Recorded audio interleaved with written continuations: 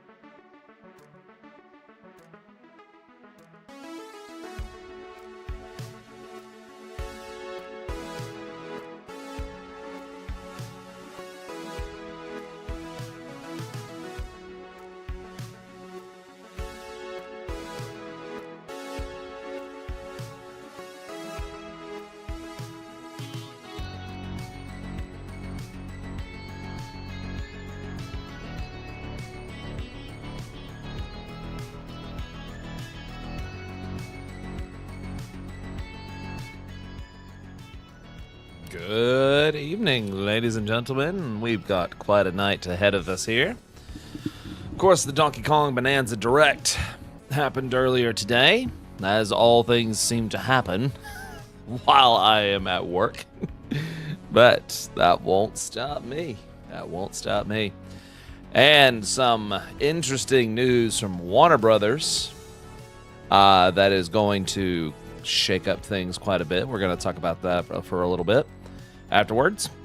And then I'm going to have, just like I did about the whole of the state of Final Fantasy XIV, I'm going to sit down and have a little chat with all of you about Occult Crescent. Because I've been seeing a lot of things that people have been saying recently on social media and the like regarding the Occult Crescent. There we go. Regarding the Occult Crescent. And as is per the norm with most things Final Fantasy XIV, or just MMOs in general, the response has been very, very, very divided, as things usually are. But there are some other things I'm going to speak about, not just about Occult Crescent. So please, if you think you know what I'm going to say, no, you don't. No, you don't. Because I have to keep you guessing somehow. So please, do not speak for me. So, did I see the Sparking Zero DLC? I have not played Sparking Zero. Dar! Mwah. Thank you for 55 months. 18 of those at Tier 3 on Twitch. Thank you. Thank you. And... lost my train of thought. You knew I'd say that? I knew you knew I'd say that or something. I don't know. But, what's up? I'm loving all the monkey puns. How's Biscuit? He's learned to climb up the bed now. So, it's his new bed. So, oh, man. Such is Cat. Of course. Of course. But,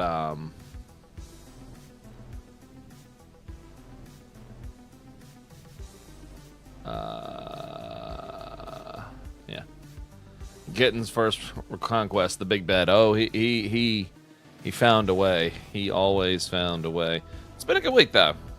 Not too bad a week. Of course, I haven't seen you guys since Sunday, I guess, or whatever the last it was. But things are going well this week. The card shop is actually taking off. I've actually sold quite a bit on there. Just sold both of these bad boys today. So I'll be shipping those out. Somebody bought both of the Vivies today. So I'll be shipping both of those bad boys out. So, and pretty much means I made my money back and then some. So, hey, might be doing another live unboxing of a box set again pretty soon here, maybe. Who knows? Of a booster box set, but because I very much enjoyed that. That was fun. And I'm enjoying the little side project that is the card shop. It's fun. It's fun. But yeah, so I'll be expanding the, I actually bought, like, supplies and everything. I have, like, a little section on my desk over here where I do all this now. I'm like, this is fun. But, I hope I have a lightning card. I do not. I do not have lightning just yet. But I did get this. I did get a deck box to hold everything in. This is the Squall deck that I'm working on right now. But, yeah. And there's a little window for the commander right there. How is Nova?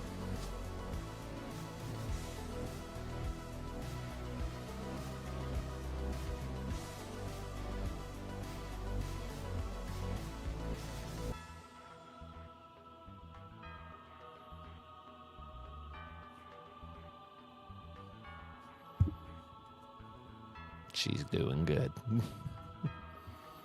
She's doing good. I'm becoming addicted to cardboard crack. It's fun. It's fun.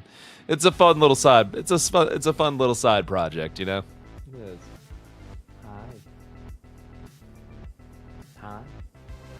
You know I'm talking about you.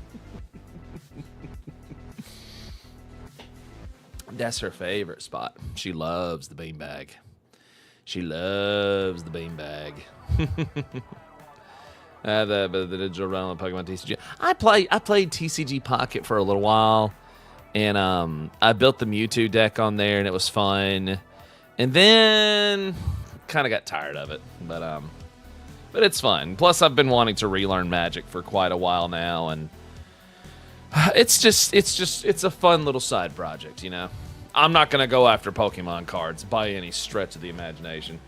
And, you know, the biggest thing that, and of course, the biggest reason why I'm enjoying this so much is it's kind of reignited, you know, why I always thought, you know, Magic the Gathering was so fun anyway, but also just because it's Final Fantasy.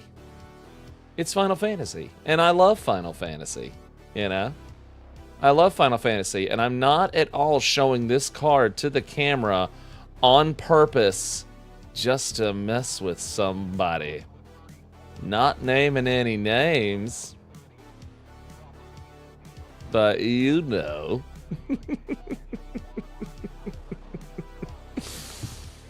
You collect football cards? Cool. Cool. But yeah, I do like this. I do like this deck box. I was like, I want to get a cool looking deck box. Besides,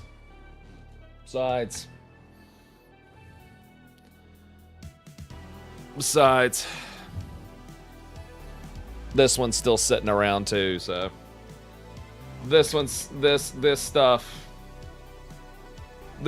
is still sitting around too. So yeah. The old Red Eyes deck from Yu-Gi-Oh. They sit up there because I don't play Yu-Gi-Oh anymore. But you bought 2 booster packs. Only interesting I got was an art card and a hollow coral sword because it's Dragoon Ferris. Nice. Need a bonus stay in your Dragon Commander deck. Yes, he goes quite nicely in my Squall white and black deck. He goes quite nicely in that one. Quite nicely indeed. Get Kane? Yes! In fact, Raptor, I'll be sending you this pretty soon.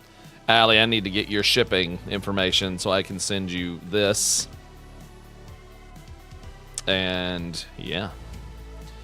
But yeah, Raptor, I need to send you that, and also so you can send Crystal this. You gotta mail out Squall. Understandable. Did you see the drama about someone hacking the Switch too? Yes, and you know what I have to say to that? You know, that guy using the whole MIG cartridge or whatever it was. You know what I have to say to that? They told you not to. Well, they told you not to. And it's like, what did you think was gonna happen? It's like, they said don't. What did you think was gonna happen, you know? It's like, don't put your hand on the burning hot stove. Huh? Yeah. Yeah. Yeah.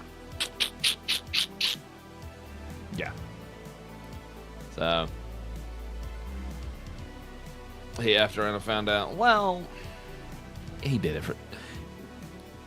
I don't completely buy the drama because the person did it for views. And he got them, so there you go. Not defending this, but like, what were they expecting? Precisely. Plus, here's my thing. You know, people wanting to hack consoles and stuff like that. I mean, you know, do that at your own risk. But here's my thing. People wanting to hack consoles so they can play older games and stuff like that. Well, it's funny because it's like, you can do that on here. I mean, you can do that on these at this point. I mean, these things are capable of just about doing anything at this point. But also, it's like, if you really want to play those older games, go buy them, you know? You can run an emulator on both your phone and your computer. Yeah, or, you know, run an emulator on your PC or something like that. Didn't lowers the price, they're not hacking, I guess. I mean, $450 is still not a bad price in my book, but, you know, that's just me. I mean, I think $450 was a justifiable price for the Switch 2, to be perfectly honest. Plus $500 for that in Mario Kart. I mean, to me, that was a good deal. So, but that's just me. But, or hell, go buy a Switch 1, you know? Or, I don't know.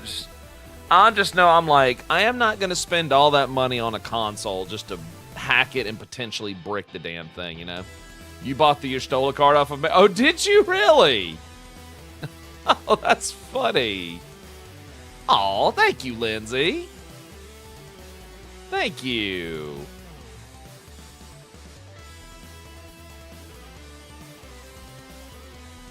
I got you. I will get that out to you tomorrow.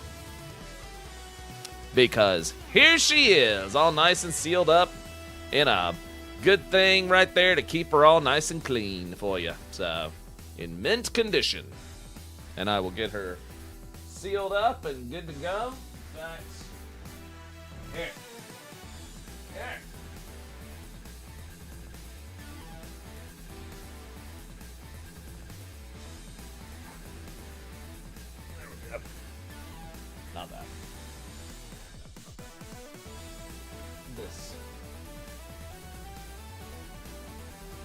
And it goes. Flip's done. Nice. And goes right there. That comes off. And we fold it down like that. And we seal it up like that. And then she goes in this. And then I will send her in an envelope and drop her off tomorrow. There you go. I'll have her ready for you tomorrow. There you go. Thank you, Lindsay. Thank you, Lindsay. I don't want to wear all different. You have some Pokemon cards? No, I don't. No, my Pokemon cards are long gone, man. Seems like Link to TC. Oh, because it's only yeah, right now, Shadow, there's nothing wrong going on. Because I'm a level 1 seller, I have to work my way up to level 2. Right now, as a level 1 seller, it's only letting me sell to the United States. It's not letting me go international just yet. When I get up to level 2, which I probably will have by the end of the month, then I will be able to ship internationally. Yeah, I know, they got to start you off somehow and all that, so, you know. So, by the end of the month, I should have this achieved and be able to ship internationally. So, yeah.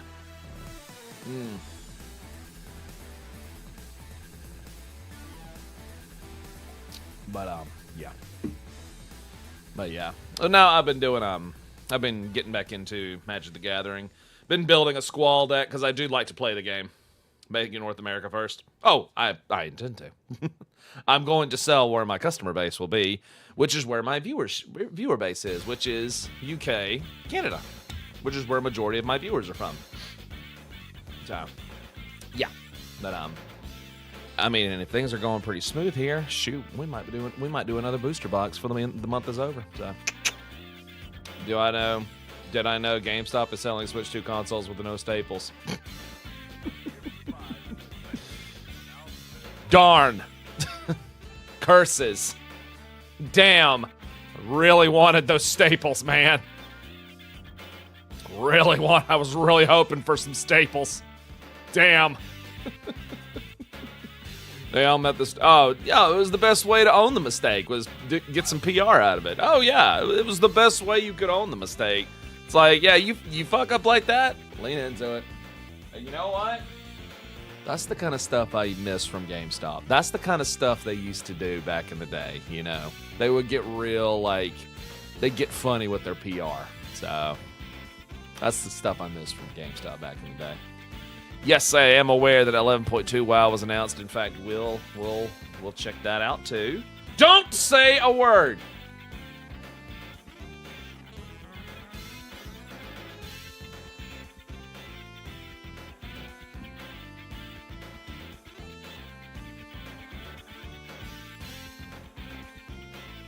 Anywho.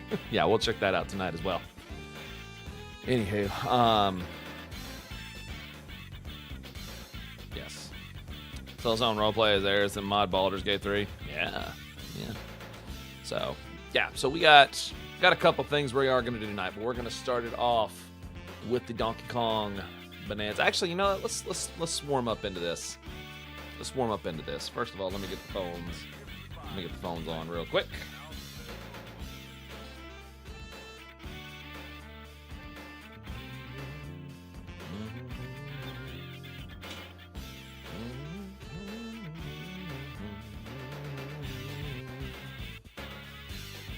Last minute holiday off tomorrow.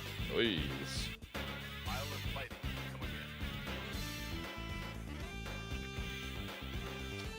We are not taking off tomorrow because we're in the medical field. So. But I do need to see if our shipping guys will be picking up, so I will need to check on that.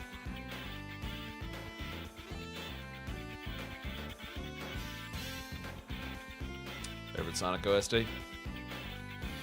2. Dose.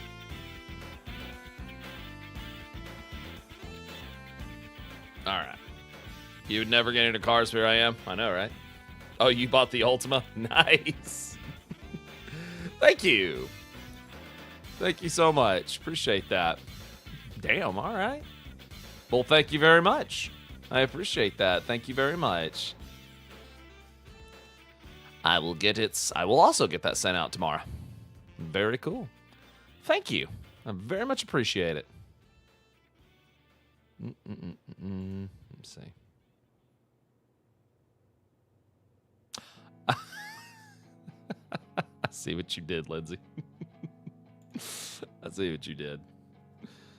All right.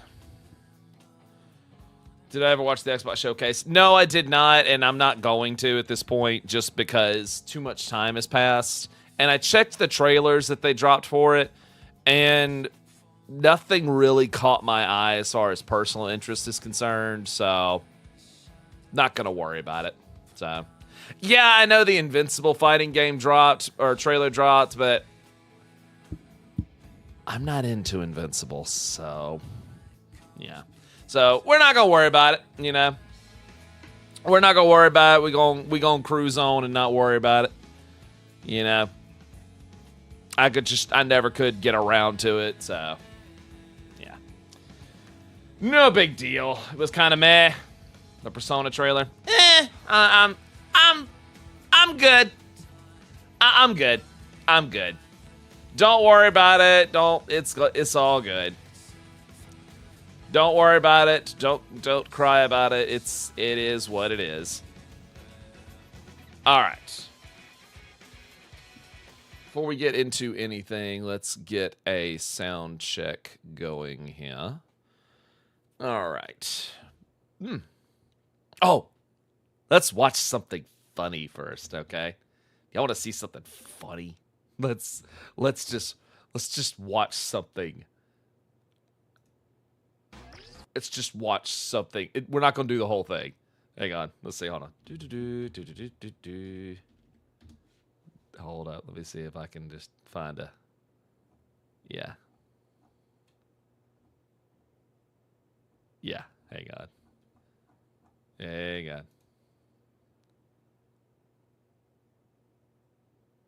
There it is. Okay. There it is. Okay. That might be the one. All right. You want to see something funny? Oh, then you're going to love this. All right. Y'all ready to see this? Here. Let me go right here. Oh, gosh. Why is my camera so small? Whoop. There we go.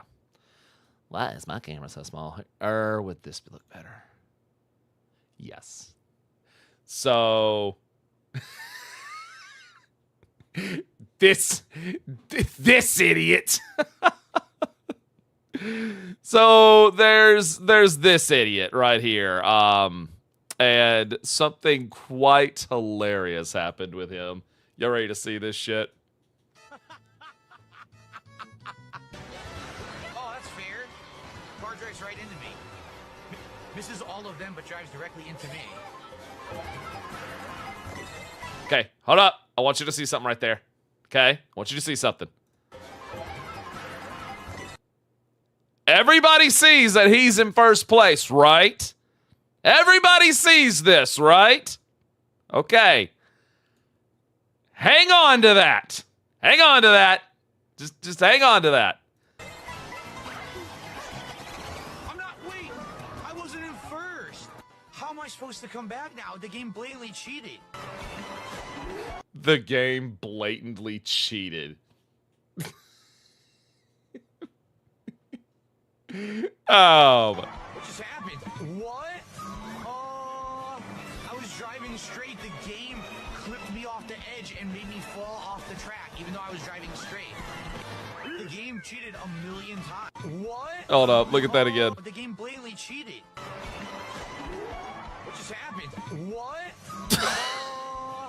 I was driving straight. The game clipped me off the edge and made me fall off the track, even though 42-year-old man, guys. 42-year-old man bitching about Mario Kart. I was driving straight. The game cheated a million times. Y'all, he's not playing. I just want to also give some context here. He's not playing multiplayer. He's playing against the CPU, and he's throwing a fit. Okay, he doesn't want to play against multiplayer because he's scared to death of people because he thinks he's a big shot and he's actually a big old wimp. All right? Yeah. Average DSP live stream. Yes. Yes. I was hitting the boxes. It wasn't giving me an item. Pretending like the guy in front of me got it. No, he didn't. I hit the box. It was blatantly abusing the system over and over. What a piece of shit. I couldn't see. I couldn't see the stage. What was I supposed to do there? Come on, my first win. Can we get some support for my first win? Oh my God. Hardest difficulty. Hell yeah. What a big old God. Just.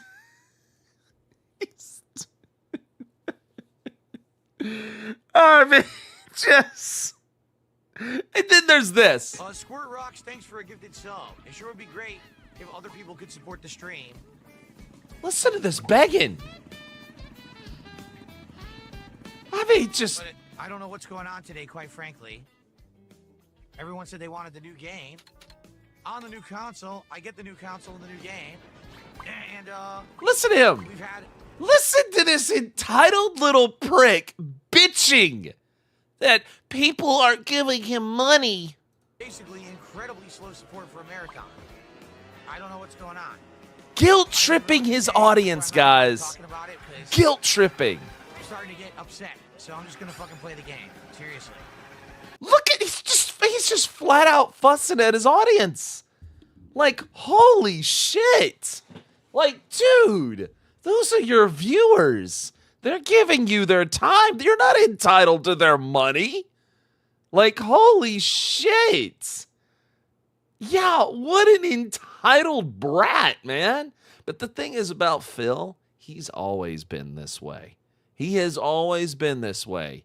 Because his idea of streaming is this. If he makes the streams and you watch it, you should reciprocate with support, a.k.a. tips. He lists it every time. Tips, subscriptions, memberships, super chat. He's got the list memorized because he says it all the damn time. You know? Like, yeah. And if he doesn't make his little goal, and by the way, he made $344. Okay, off of this stream right here, he has made $344. That's pretty good.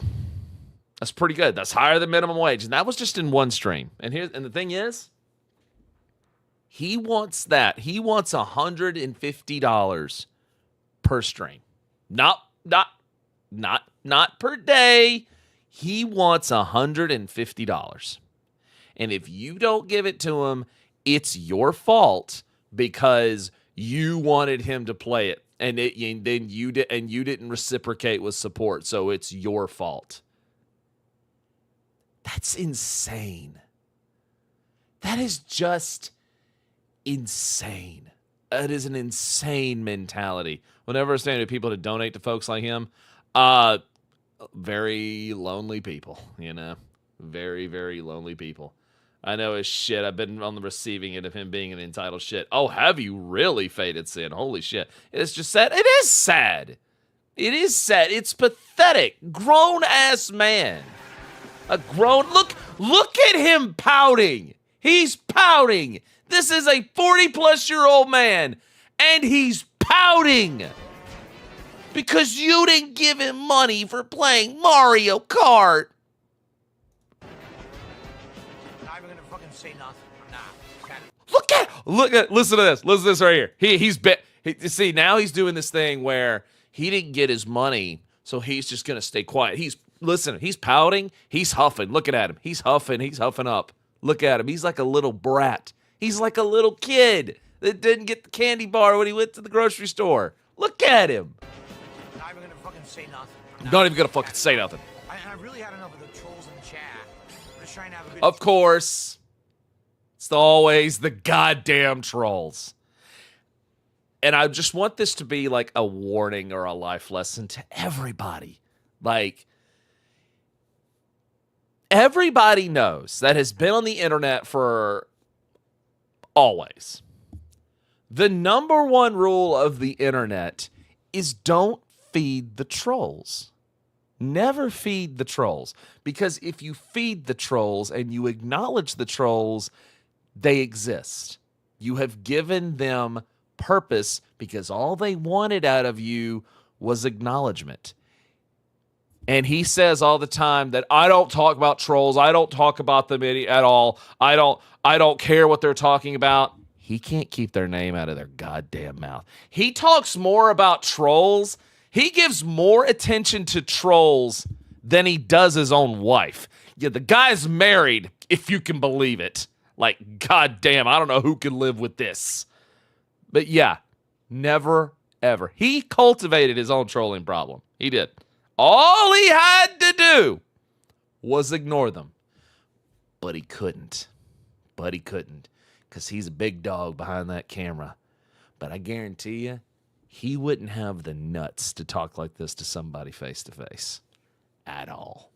Time with the game, I gotta hear their bullshit all day. Fucking low-life losers. Look at him. Look at him pouting.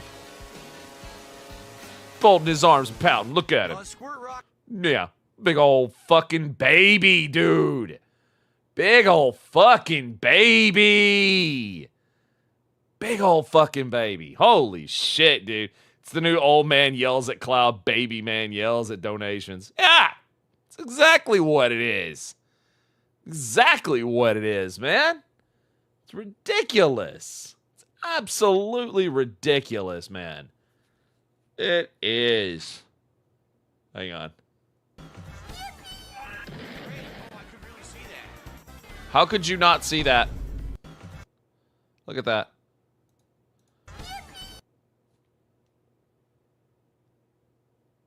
A 5-year-old could see that. A 5-year-old could see this big-ass rock. And what does he say? Great. Oh, yeah, I could really see that. Bro, get some glasses.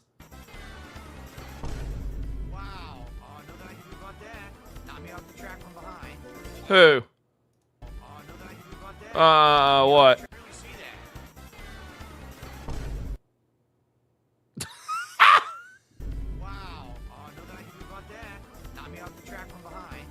Nothing he can do about that. Oh, I don't know. You could, move out of the way. Dude, that's twice. They did it twice in a row. They knocked me off the track from behind. Oh, that's ridiculous. I don't even know what happened. What just hit me? I couldn't tell what hit me. Sorry. Not really. Oh, what hit me? Again. What hit me? What, dude? He's got a bomb. He's got a bomb.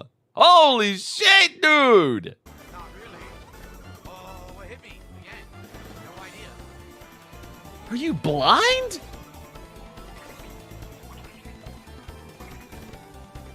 What is he doing? What's going on? What? What the f? Did he really? No. No, no, no, no, no, no, no, no. No, no, no. Look, look. Look, look, look, look.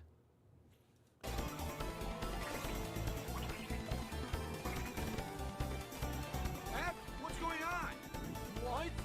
What the fuck? What?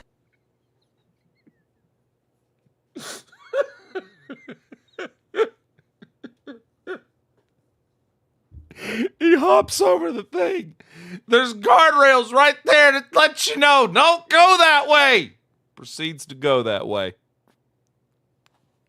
God, man. God. The fuck? What just happened? You read the wrong... In the wrong direction. Lobotomy acquired. Yeah, what were you saying, Buckwell, about me sucking? Where was Asmongold there? Why wasn't Asmongold watching me there? Where were you, Asmongold? Oh, I'm a big man. I'm a big man holding out my arms like this for some fucking reason, looking like an absolute dumbass, bragging about, I beat the CPU at Mario Kart, a game made for kids. 40-year-old man that begs for money, trying to act like a big dog and puff his chest out while holding his arms out like this, looking like a complete idiot. bragging that he got first place against the CPU in Mario Kart.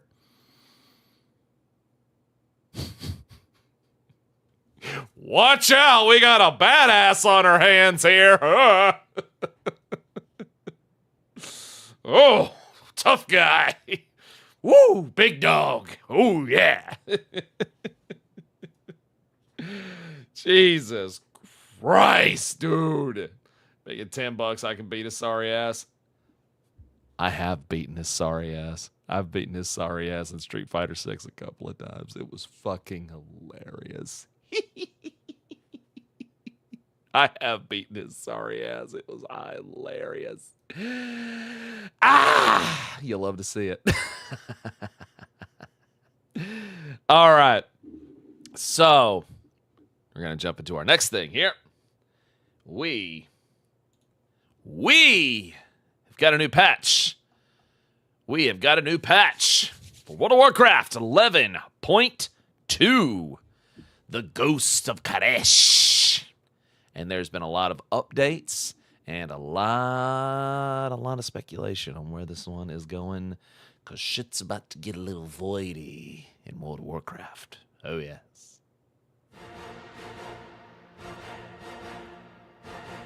Let's just go to YouTube.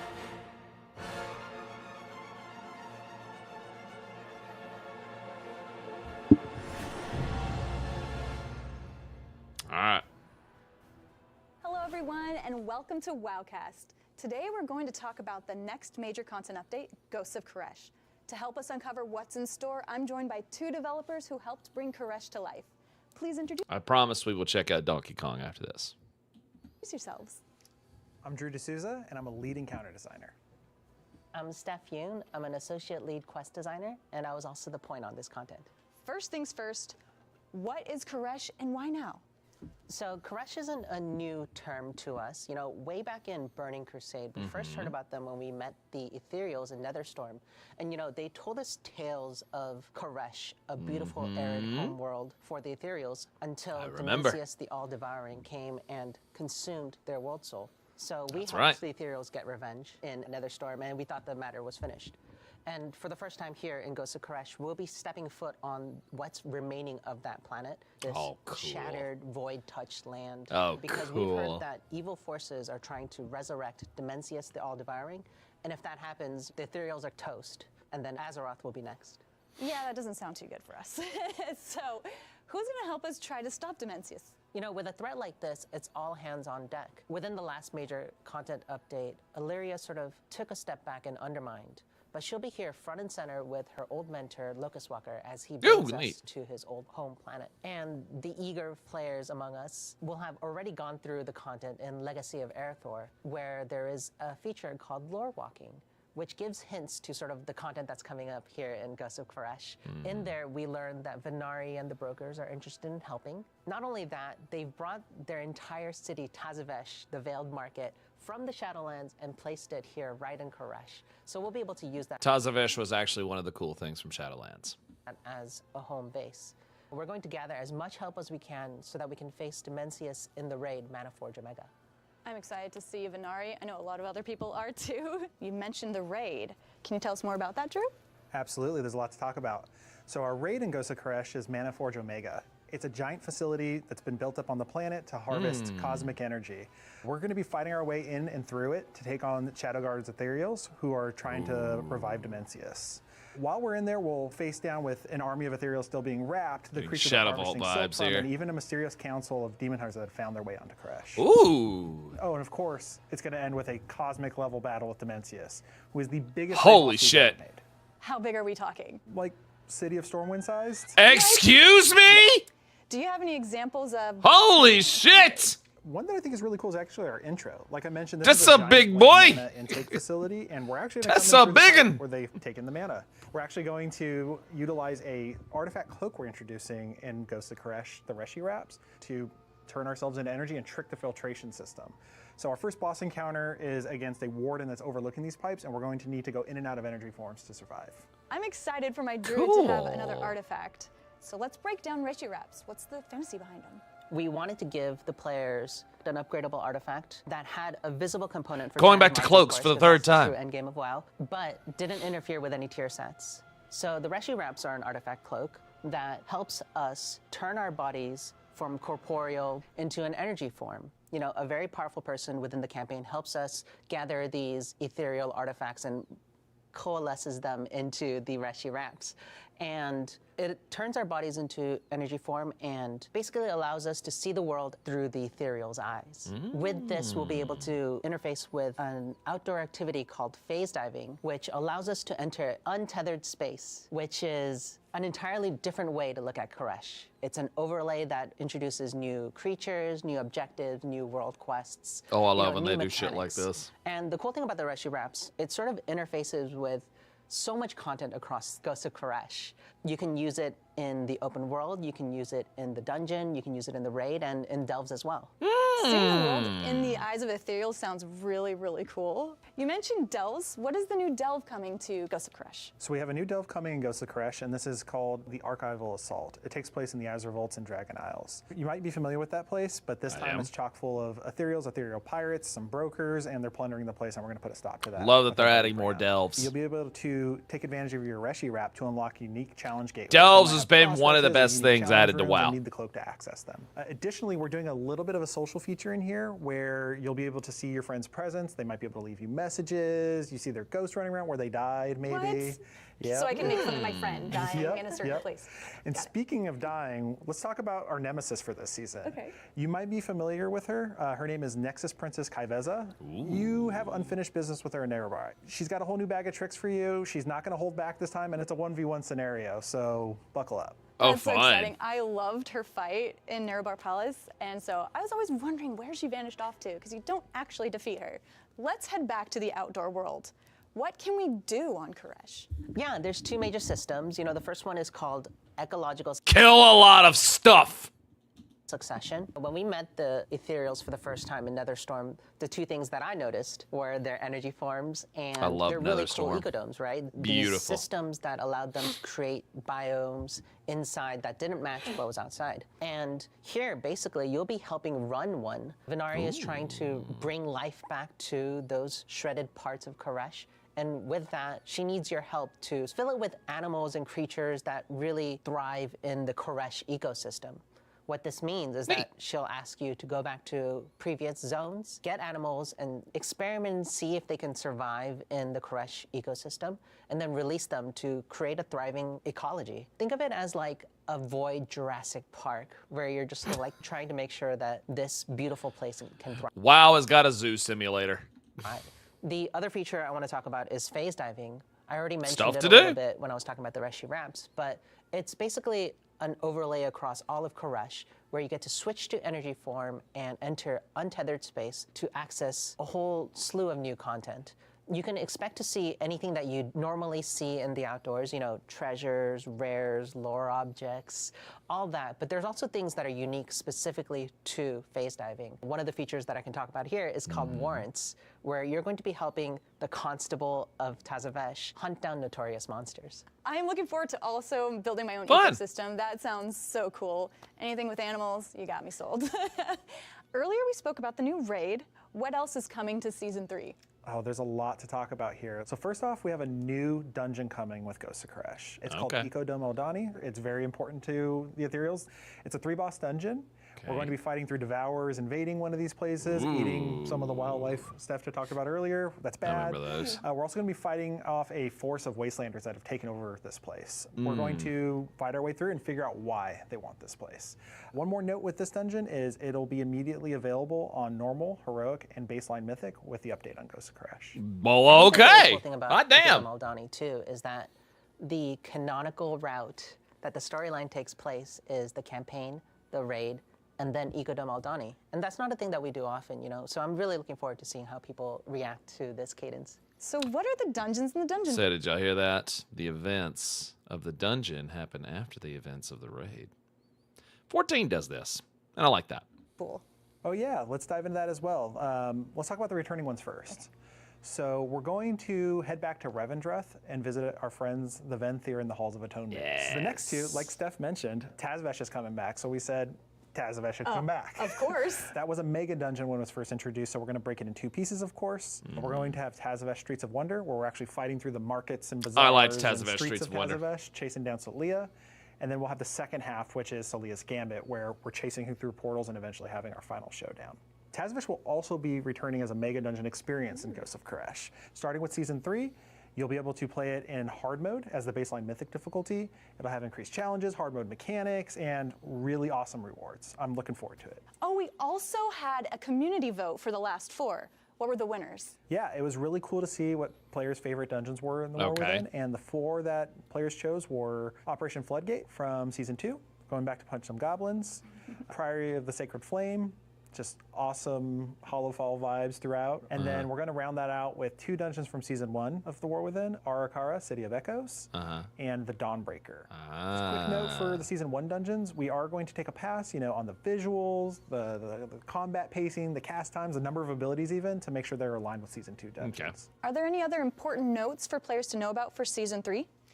Actually, not directly Season 3 related, but on the day of the update for Ghosts of Koresh, you're going to have access to non-bountiful delves and all Season 3 dungeons for heroic and baseline mythic difficulties. That means there will be Season 3 tuning in there, but also Season 3 rewards. You can get yourself a head start. Nice. Of course, Mythic Plus and the raid will open the following week, but Of course. plenty to sink your teeth into. Of course. Day 1. And oh yeah, one more thing. Yeah. We've heard feedback for a long time now about how dungeon checkpointing works, especially in like Mythic Keystones where your timers tick. Please, please, please, please do what I think you're about to do. Please. Ticking down and whatnot. We're going to revisit our philosophy there on how long a run back is and when they unlock, and we actually want to visualize some of this in game through what we're calling waystones. So as you unlock checkpoints, you'll have an icon on your map, and you'll also have these stones that warp in and show you, if I release, this is where I'm coming back. I don't want people asking that question anymore. That is so exciting because I can't remember Good for the start. life of me every checkpoint in a dungeon. So thank you guys. That was something I always did not learn. Thankfully, it's been corrected now. I hated dying, going back, running through the whole damn thing. 14 did it too. Not everything has to be a run back from the bonfire. And what about class sets? Yeah, there's new set bonuses to talk about as well. And Manifold. Hold up. Where's the rogue? Where's the rogue? Ooh, baby. Ooh, magnifique.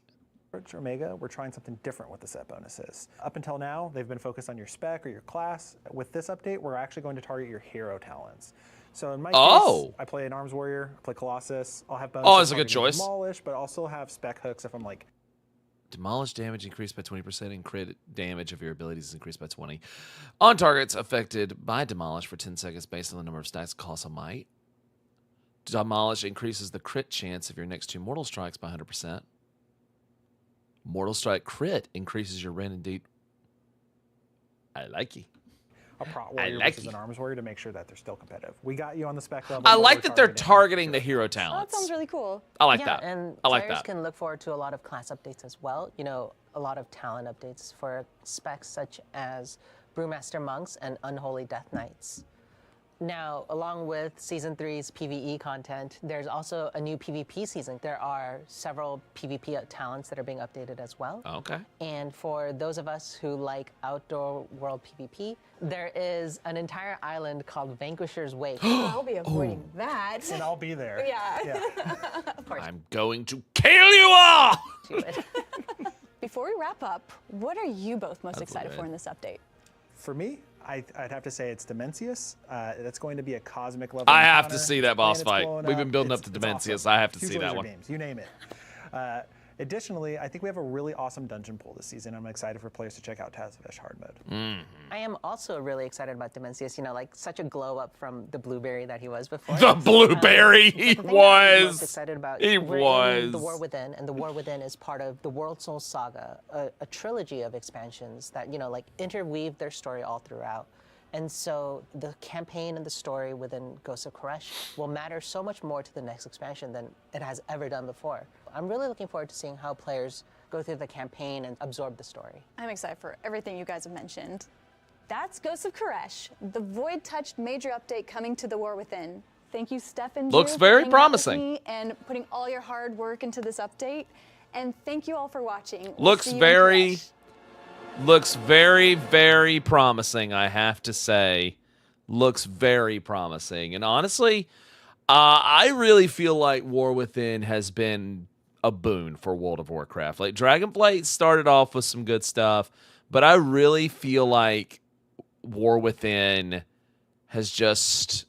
It's just been great. I really do. I even tried out the new like single, one button rotation thing. And yeah, there's, a little bit of a DPS loss, with, the longer, cooldown. But the thing is, honestly, it's not bad. Like, I actually found myself enjoying it. I was like, oh shit, okay, this is actually nice. I like that. This is actually nice. It actually makes the gameplay a little more fun. You mean you still got to hit cooldowns, on a couple of things. Like on my sub rogue, yeah, it was doing shadow dance and stuff like that on its own, but I still had to hit shadow blades and use my defensive cooldowns and heals. I had to use those on my own, so it still makes you, it doesn't simplify the game. It just takes away. You love the highlight system. Yeah, the highlight system is very nice. So it's just another way to play the game. It's not hurting anyone, and no one's going to be able to tell that you're using it either, really. So I think it depends on the spec. Well, yes and no. It's only for damage because it won't cast healing spells or defensives. You still have to cast those on your own. So it is purely for DPS. It will do the core of your... Like, they kind of have a prefigured out, priority system and whatnot, and it can tell, like, when certain things are happening or need, like, when Rupture needs to be redone and stuff like that. But, like, things like on my sub-rogue, Shadow Blades, I still have to hit that on my own. But it knew, like, for example, it knew to use Cold Blood during Shadow Dance on the opener. It knew to use Cold Blood with a full combat point full secret technique. It knew to use that. So some work has gone into this. And honestly, I like it, Honestly, I like it. But you know what? The thing is, and this is what I always say about this kind of thing. If it enables you to enjoy the game more, the single button rotation thing or the highlight thing or the cooldown manager thing they have in there now, here's my thing. Not everybody is looking to min-max. Okay? Not everybody is shooting for world first. Not everybody is shooting to mythic raid. If it makes the game more enjoyable for you, then that is a W. Then that's a W, And it's something that can definitely be improved upon over time. And if it's not for you, if you don't enjoy it, then don't use it. Because I've already seen some folks shit-talking other players for using this. Here's the thing. It does not impact you. So hush. But I think it's a good thing, and I think WoW is in a very good place right now. And we're getting closer to midnight, baby. Oh, yes, sir. All right. But is it enough for stuff like Mythic Plus to time a key? Well, I don't know. We'll find out, won't we? We'll find out. And the thing is, I'm sure it'll be, the thing is, I'm sure it'll be fine. It's nothing for the player base to fret about or worry about or anything like that. Like, don't worry about it. It might make some players want to branch out and not use it. It may make them want to use the highlight system. But the thing is, at the end of the day, it's not hurting anyone. Like, that's my main point. At the end of the day, it's not hurting anybody. It's really not. It's just another way to play the game. It's like mouse and keyboard. You can do mouse and keyboard or you can do controller. It's just another way to play the game, and it's not hurting anybody, and it's not getting in anybody's way. And honestly, I'm glad that they included something like this, Yeah, plus Blizzard has been trying to squash certain add-ons lately. Good. I think they should. Yeah, you could do mouse or keyboard or you could be wrong. Thank you. Yeah, but it's not hurting anyone, and I think it's just, like I said, it's another way for people to play the game. So it's like I've said with things like if people are let me rewind that. It's like I've said about like adding in customization options with your characters. The more options you have, the better, because that's good for the player. Accessibility, access to games is always a positive. Well, sure. Some Dark Souls, get good. There is no easy mode. Okay, I'm lying. There is an easy mode to Dark Souls. It's called a magic build. Just do that. You will blast the game. You haven't found it? It's called a magic build. You'll be fine. Magic build.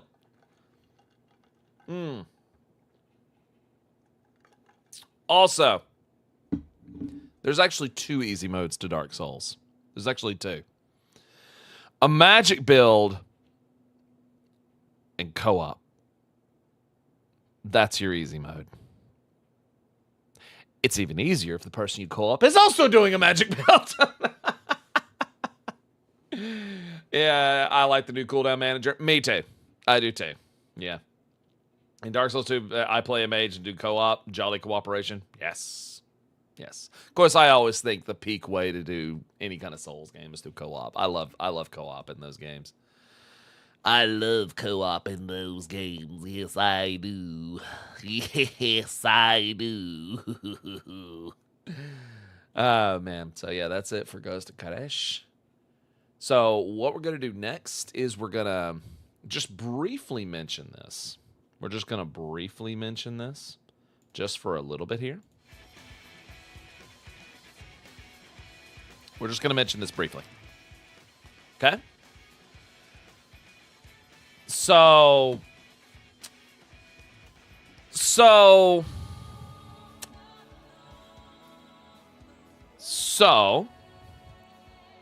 I will show you the monkey in 5 minutes. And then we're going to talk about 14. So, Warner Brothers. This company right here has been struggling. They've been struggling with their games. Hard. Justice League. Kill the Justice League. Failed. Wonder Woman game. Canceled. The current Mortal Kombat. Dead. They're struggling here. Warner Brothers is not doing so hot. They announced a while back that they are taking their games division and they're going to be focusing on 4 titles going forward. Game of Thrones, Harry Potter, DC, Mortal Kombat. AKA the same shit they've been doing. With the exception of Mortal Kombat, but we will never see Shadows of Mordor ever again because Warner Brothers, like Sony, is very allergic to money. So, just saying. Yeah. So, with that being announced, Warner Brothers announced today, or back on the 9th, I should say, that they are going to be separating into 2 companies. One side of the company will be streaming and studios, which is Warner Brothers TV, Motion Picture, DC Studios, HBO Max, video games, that.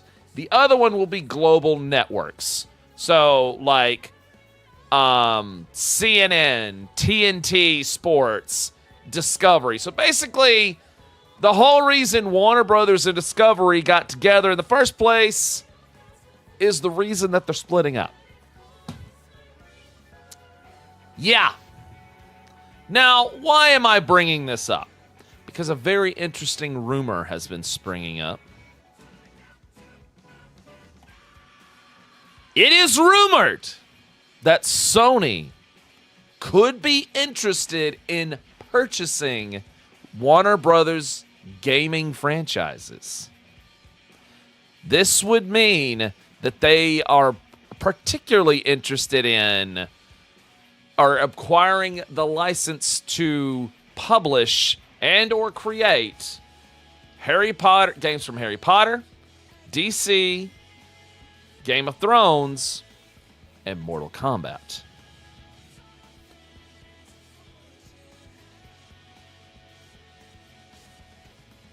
Exclusivity to Warner Brothers franchises? No. Sony is looking to acquiring their gaming franchises. Like, Sony wants to potentially acquire the gaming rights, the gaming licenses to publish and or develop games for Harry Potter, Game of Thrones, DC games, Mortal Kombat. Yeah. Yeah. So, then, yeah. So, interesting that they should do this. Because, like I said, Suicide Squad killed the Justice League. Underperformed as fuck, boy. Monolith's Wonder Woman game canceled. And, like I said, Mortal Kombat 1, dead. It's dead. Dead. This coincides, like I said, with them announcing, with Warner Brothers announcing that there's a split in the company. And there's going to be two publicly traded companies here. They are looking, it is reported by C-Scopes that Sony is reportedly looking to acquire Warner Brothers streaming and studios, which will consist of their film, television, and their gaming franchises. So, like I said, it's not just the games that they could potentially be looking at. They might be looking at the whole of their film and television department. Nothing is verified at all. But all I'm going to say is this.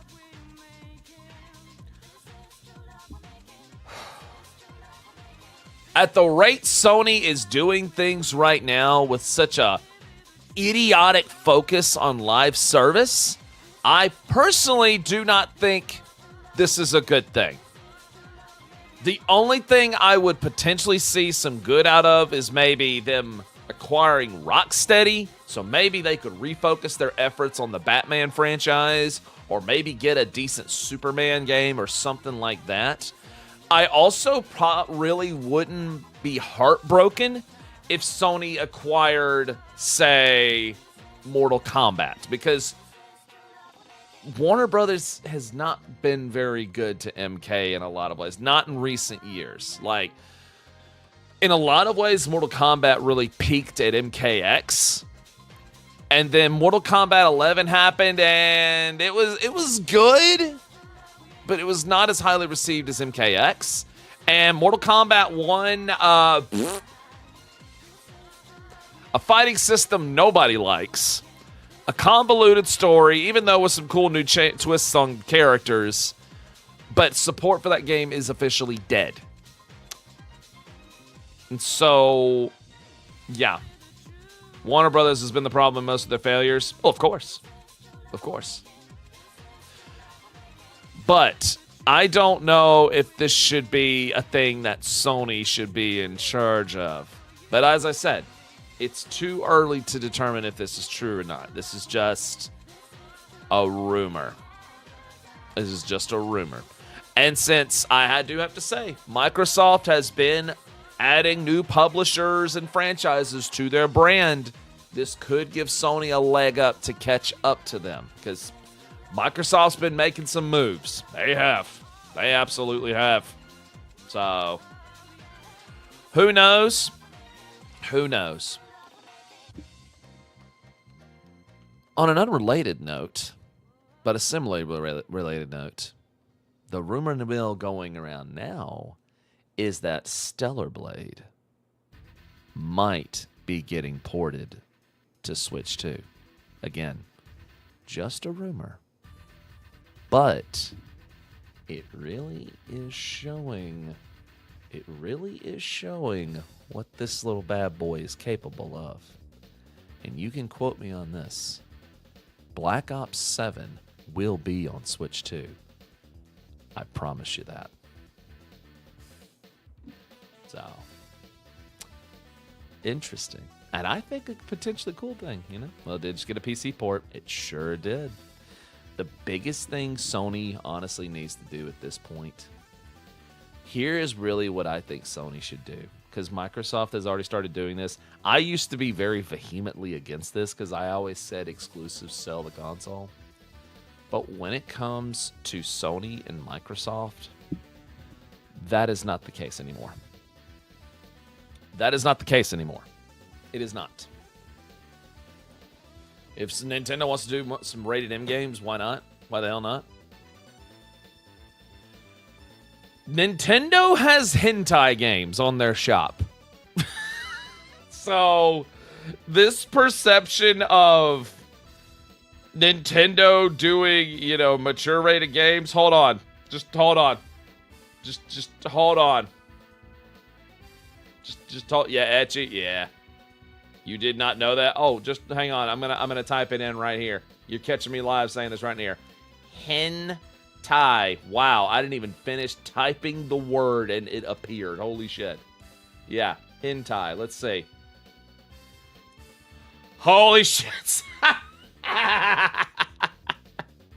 1, 2, 3, 4, 5, 6, 7, 8, 9, 10, 11, 12, 13, 14, 15, 16, 17, 18, 19, 20, 21, 22, 23, 24, 25, 26, 27, 28, 29, 30, 31, 32, 33, 34, 35, 36, 37, 38, 39, 40, 41, 42, 43, 44. This is a lot of hentai. This is a lot. So, you've seen those so often on the shop. I know. And they're obviously selling because there's a lot of them. And you know why they're selling a lot? Because they're like $5, $2, $1. Oh man, strangely, a lot of them on sale. Well, of course, because they're cheap. Yeah, but no, like mature rated games are nothing new to the Switch. Like that ain't nothing new, man. Like not at all. I mean, shit. That ain't nothing new. There's nothing new. In fact, this is a whole new ball game we're playing right now at the Switch 2. How do I know that Nintendo really doesn't give a damn about mature rated games? Well, let me just tell you this, okay? Let me tell you about that, okay? Here's how I know Nintendo is cool with mature rated games. When you make your character in this, you can see their penis. Or vagina. Or boobs. We have genitalia on a Nintendo console. For the times they are a-changin'. Can compete? I don't see, yeah.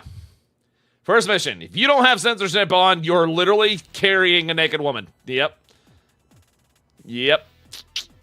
What did Justin Bowman say? Once Call of Duty hits the Nintendo Switch, and then Nintendo wins the console war. Their first-party IP plus the big third-party games. I don't see how Sony and Nintendo can compete. Hot take. Nintendo won the console war a long time ago. They did. Nintendo won that a long time ago. When the Switch happened, it was over. When the Switch happened, it was over. It was over. Third party came back more in droves to Nintendo, and literally all everybody wanted was the same thing that the Switch was doing. They just wanted a better GPU, a better screen, and better Joy-Cons. And guess what? They delivered. This thing is a beast. It's a beast. It's amazing. And you know that their first-party games are worth it. You know it's worth it. You know Smash Bros. Is worth it. You know Zelda is worth it. Super Mario Bros. Is worth it. Like, you know this. Metroid is worth it. You know all of that is worth it because these are franchises that are tried, true, and tested. And their fans love them. Plus, as I've always said, until Microsoft and Sony get something that can compete with Pokemon,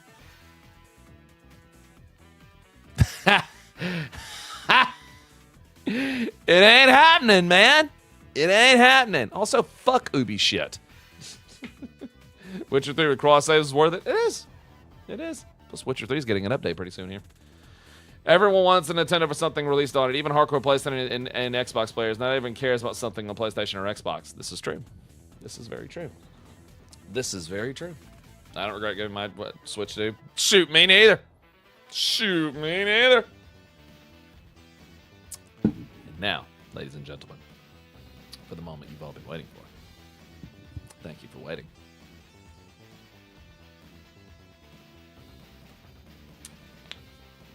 Let's get our monkey on, baby. When the world felt so cruel Oh. and bleak, when the whole looked so dark Rock. and deep, I love the new Donkey Kong. I love how expressive he is. caught a storm, I was scared, alone. Then your beat showed the way to me.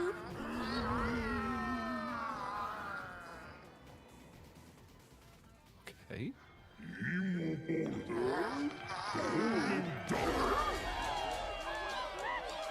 Look how expressive he is.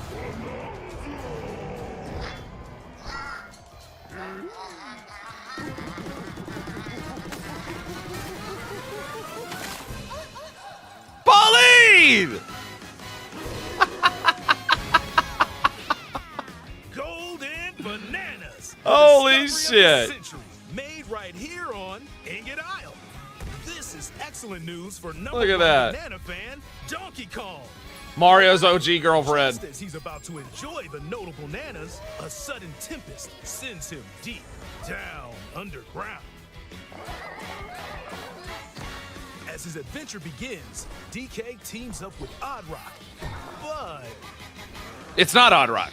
it's no rock at all. It's actually a talented young singer named Pauline. Yep. Now, Donkey Kong just wants bananas. And Pauline wants to find a way back home to the surface. It's said that one's wish will be granted by reaching the planet core. So the unlikely duo set off on a So they've strange retconned the entire Mario subterranean timeline at this adventure. point. If it even had one. The story takes place in the underground world. Where the Good scenery lord, changes this looks as deep you good. go.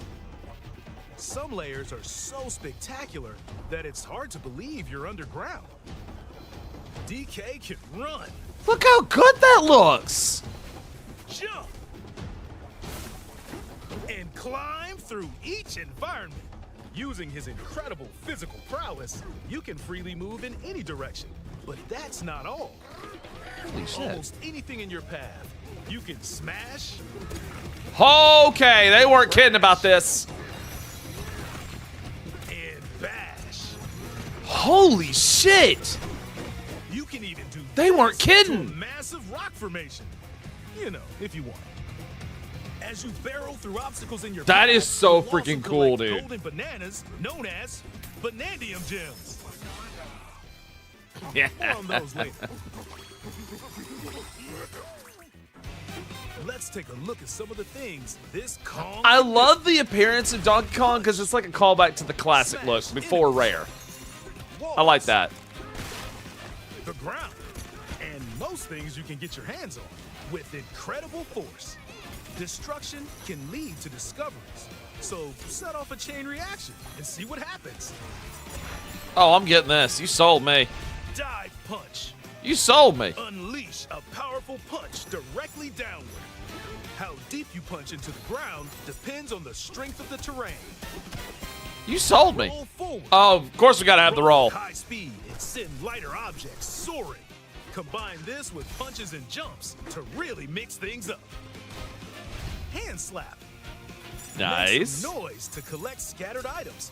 Got his ground Detect pound. hidden objects using sonar. You can even use your feet when your hands They are absolutely setting up Sakurai for updated movesets with all these Nintendo characters, I swear. are occupied. Tear off. Grab a chunk of terrain and tear it off. Damn! Tear up turnips to find items. And even tear chunks off your foes. Holy shit. Swing. Grab a chunk and swing it to attack. Harder chunks can be used to break stone with ease. Okay. Or smash spiky thorns. Chunk jump. Chunk, chunk. Use a chunk to Is he gonna Yoshi it? Yeah. This will help you reach new heights. Just, you know. Throw. Throw a chunk. Nice. Or aim at a target like this. We got free. Oh my god, dude. Throwing a boom rock or gold can have explosive effects. If you throw chunks made of softer material, you can stick them to a surface. I and pile them up. told y'all this Switch 2 is a freaking powerhouse. Serve. I told y'all this thing's a powerhouse, man. Speed up and aim for Baby smaller got enemies oomph. and knock them away. Make music. Oh. The power of Pauline's singing will help show you the way. Okay. You can also remove these strange seals that someone left behind. Someone. You never know what you'll discover in the underground world. Gotta have the classic theme in there. So carve your own path with DK Gotta have the classic theme. Absolutely.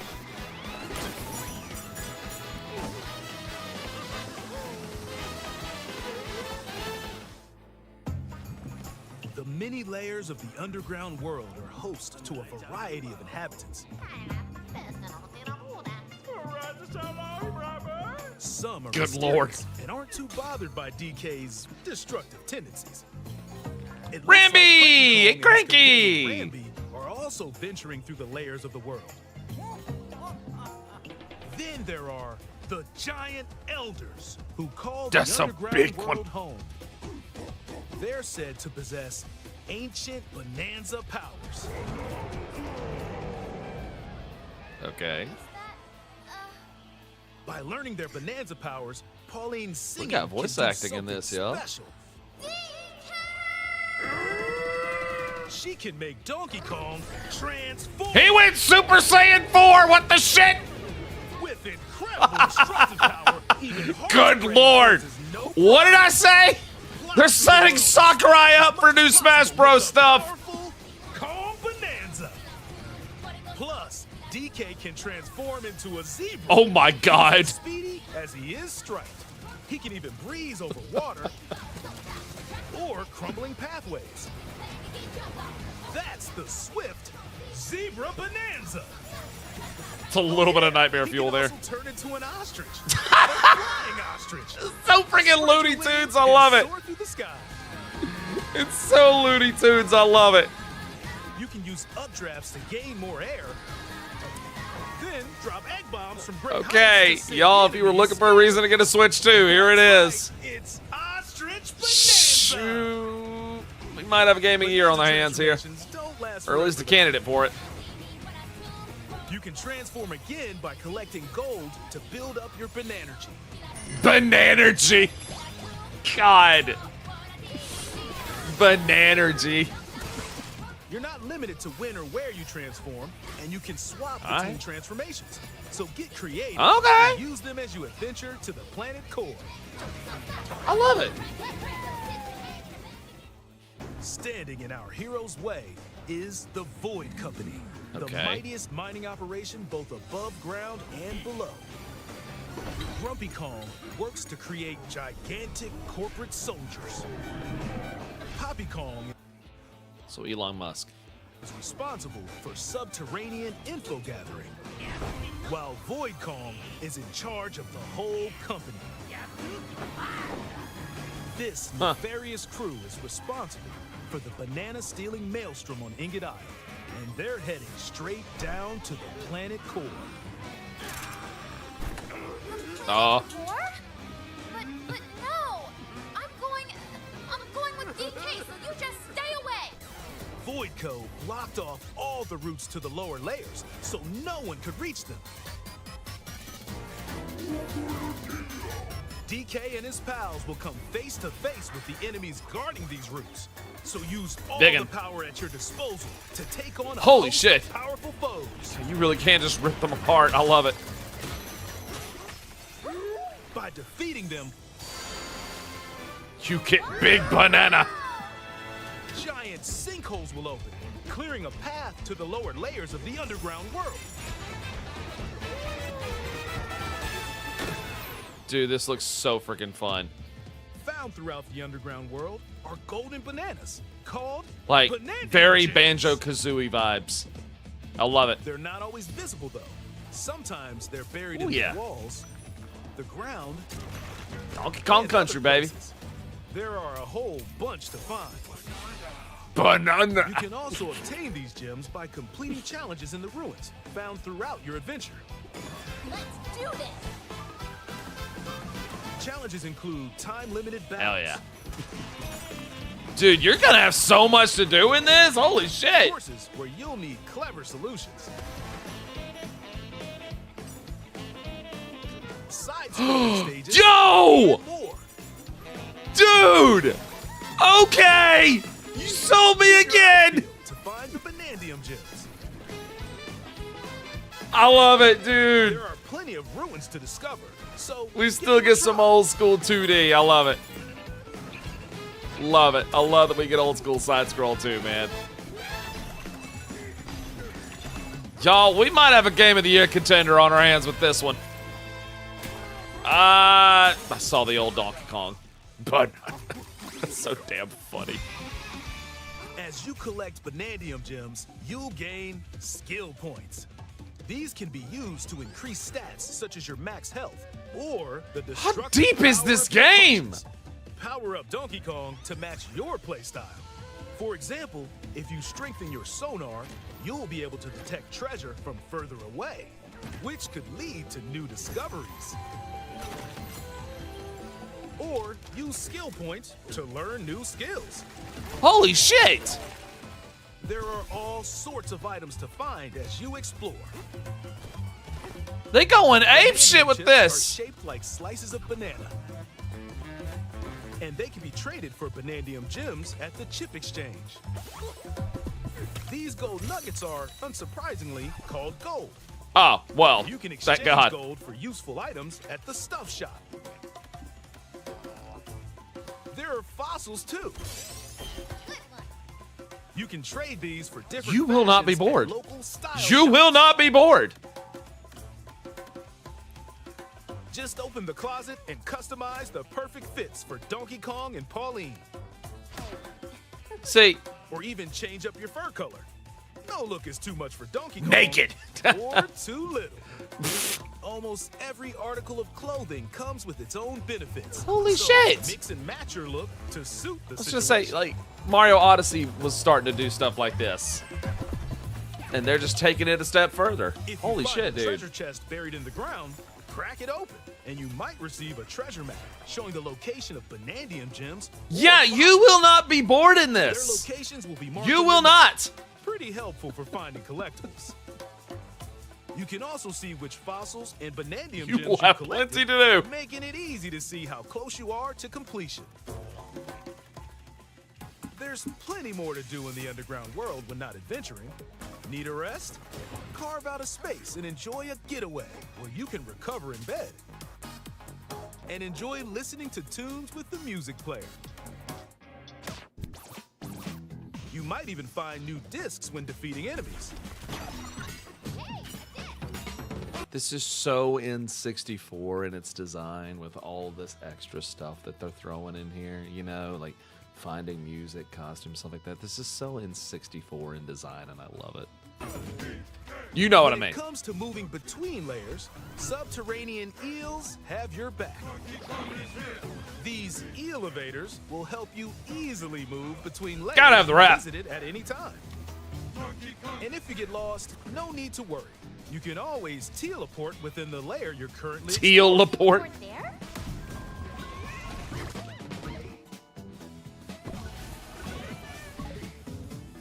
This game is a In system photo seller. mode, you can freely This game is a system seller. So is this one. Because it outsold everything else in 4 days. They're both system sellers, baby. Mario Kart World was not a bust. About 80% of people that bought a Switch 2 got that game with it. So, both of them. change the in-game camera angle and adjust other settings to snap pics. Get a photo like this. Oh, yeah. Photo mode, hell yeah. Unleash your inner shutterbug and create your own captivating scenes. This is just going to sell more of them. That's what this is going to do. This is going to sell even more of them. By sharing a Joy-Con 2 controller or using a second set, you and a pal can control Donkey Kong and Pauline separately to buddy up in local co-op play. As Really? you can unleash vocal blasts. And they using even Joy-Con threw 2 in mouse controls. co-op. You can also copy the material of nearby terrain to give your vocals even more texture. They didn't even have to Working do together, that. Even tough enemies don't stand a chance. See, that's something cool that parents could do with their kids with this game. That's freaking cool. They didn't have to include that. You know? They didn't have to. But they did. See, something like that, a parent with their kid could enjoy that. You know? You could. Or two siblings. I love that. This game also supports Game Share. Even if only one player has the game, they can quickly share it to another player so they can join on their own system. It just gets better. It can also be shared locally to a Nintendo Switch system. At reducing the screen a little bit. But that was very nice of them to do that. Plus, you can play online between Nintendo Switch 2 systems using Game Share via Game Chat. They didn't have to do that. But they If did. you need a little help with all the platforming action, Assist Mode is the way to play. There you go. It guides you in the right direction, There you go. halves the damage you receive. Plus, you can turn it off and on whenever you want, I saw. Assist Mode supports you in your adventure to be the best Kong you can be.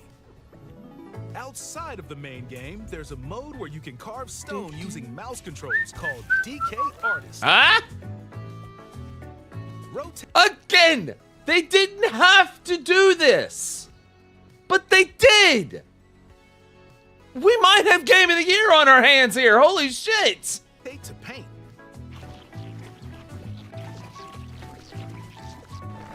Carve material. Or add some back on. You can even change the lighting and add delectable banana effects. They didn't have to do that. Try and sculpt to your They heart's did. content. That is so cool of This them. game also supports amiibo accessories. They better. New Donkey Kong and Pauline amiibo Ha! figure is Cool. also on the way. Scanning it unlocks Pauline's diva dress. Ah. By scanning the Donkey Kong series amiibo shown here, gold Kong tiles with explosive power will appear. What the? Is that Diddy and Dixie? That is Diddy and Dixie. Holy shit. Every other amiibo released up to Holy this shit. point is also compatible. If you scan them, you'll get giant spheres like these.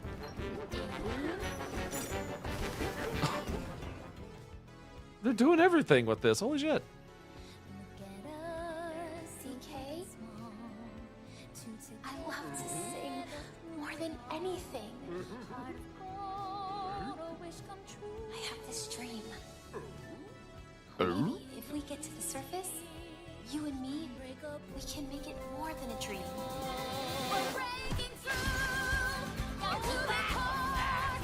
I love the Wreck-It Ralph like dynamic relationship they got going here. I love it. Join the powerful Donkey Kong and the talented singer Pauline as I they love set it. out on an adventure to the This is so fabled cool, planet man. Bull. My own special power? DK! That's so cool. Donkey Kong Bonanza. Yeah, getting Available that. July 17th, only on Nintendo Switch 2. Getting that. Pre-orders are available now on Nintendo eShop. Getting that The day Donkey one. Kong and Pauline Amiibo will also be available. Might get that July too. 17th. Yeah, getting that day one and streaming it. Yes. Yes, I think I do. Is this setting up Mario's Odyssey? It might. It might be the prequel to Odyssey. Because, I mean, they seem to be redoing somewhat of a Mario timeline anyway, so... Holy shit, dude. Like, this whole time DK was trying to protect his daughter from a stinky plumber! Yes! That better be how the game ends. The two of them hanging atop a skyscraper, and here comes Mario being a little asshole. That's love it. The whole time DK was protecting his daughter from a stinky plumber. Love it. I love it. I love it. I love it. Yo, we might have Game of the Year on our hands here, y'all. Definitely a high contender for it. If all of that, if they completely deliver on this like they showed, that's going to be a tough one. That's going to be a tough one. Either way, that's going to be a system mover. Mario Kart World is moving systems. Cyberpunk is moving systems. That's about to move even more systems. Nintendo is kicking ass. And I personally love to see it. You might not like every decision this company makes, but damn, sometimes they just make some cool shit. They really do. They really freaking do. Woo! Definitely platform of the year. Oh, it's going to clean up. It's going to clean up. Mario Kart's going to take racing game of the year. Like, it's going to clean up for sure. Yeah. It's going to clean up. Yeah. Yeah. That's pretty freaking cool, man. Yeah, and then Metroid's coming this year. Plus, y'all think about this. I'm telling you, Black Ops 7's gonna happen for this, and that's a big one for Nintendo to them get Call of Duty. Whether you like Call of Duty or not, you have to admit that's a big one. You know, freaking shit, Street Fighter's on there again with the mainline entry.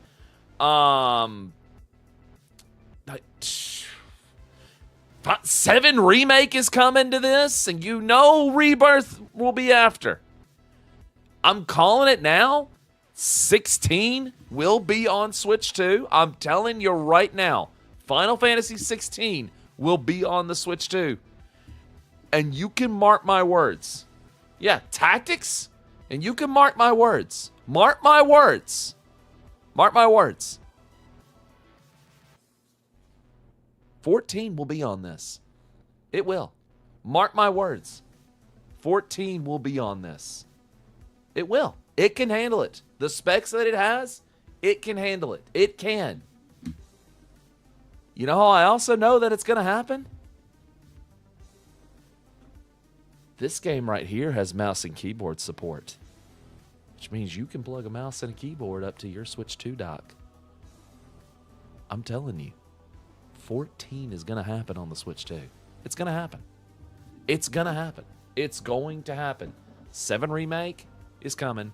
16, 14, it's going to happen. It's going to happen. It really is.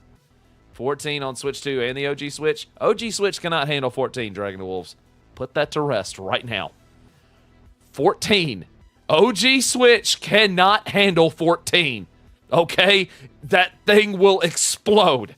Okay?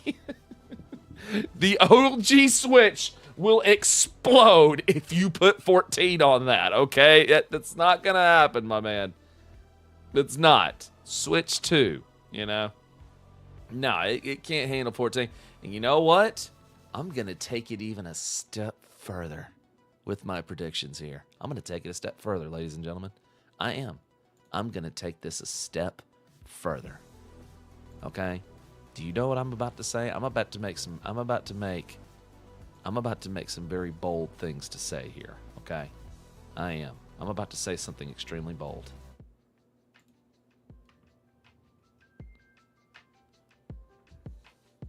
You're going to see more Xbox games on the Switch too. You're going to see Halo. You're going to see Oblivion.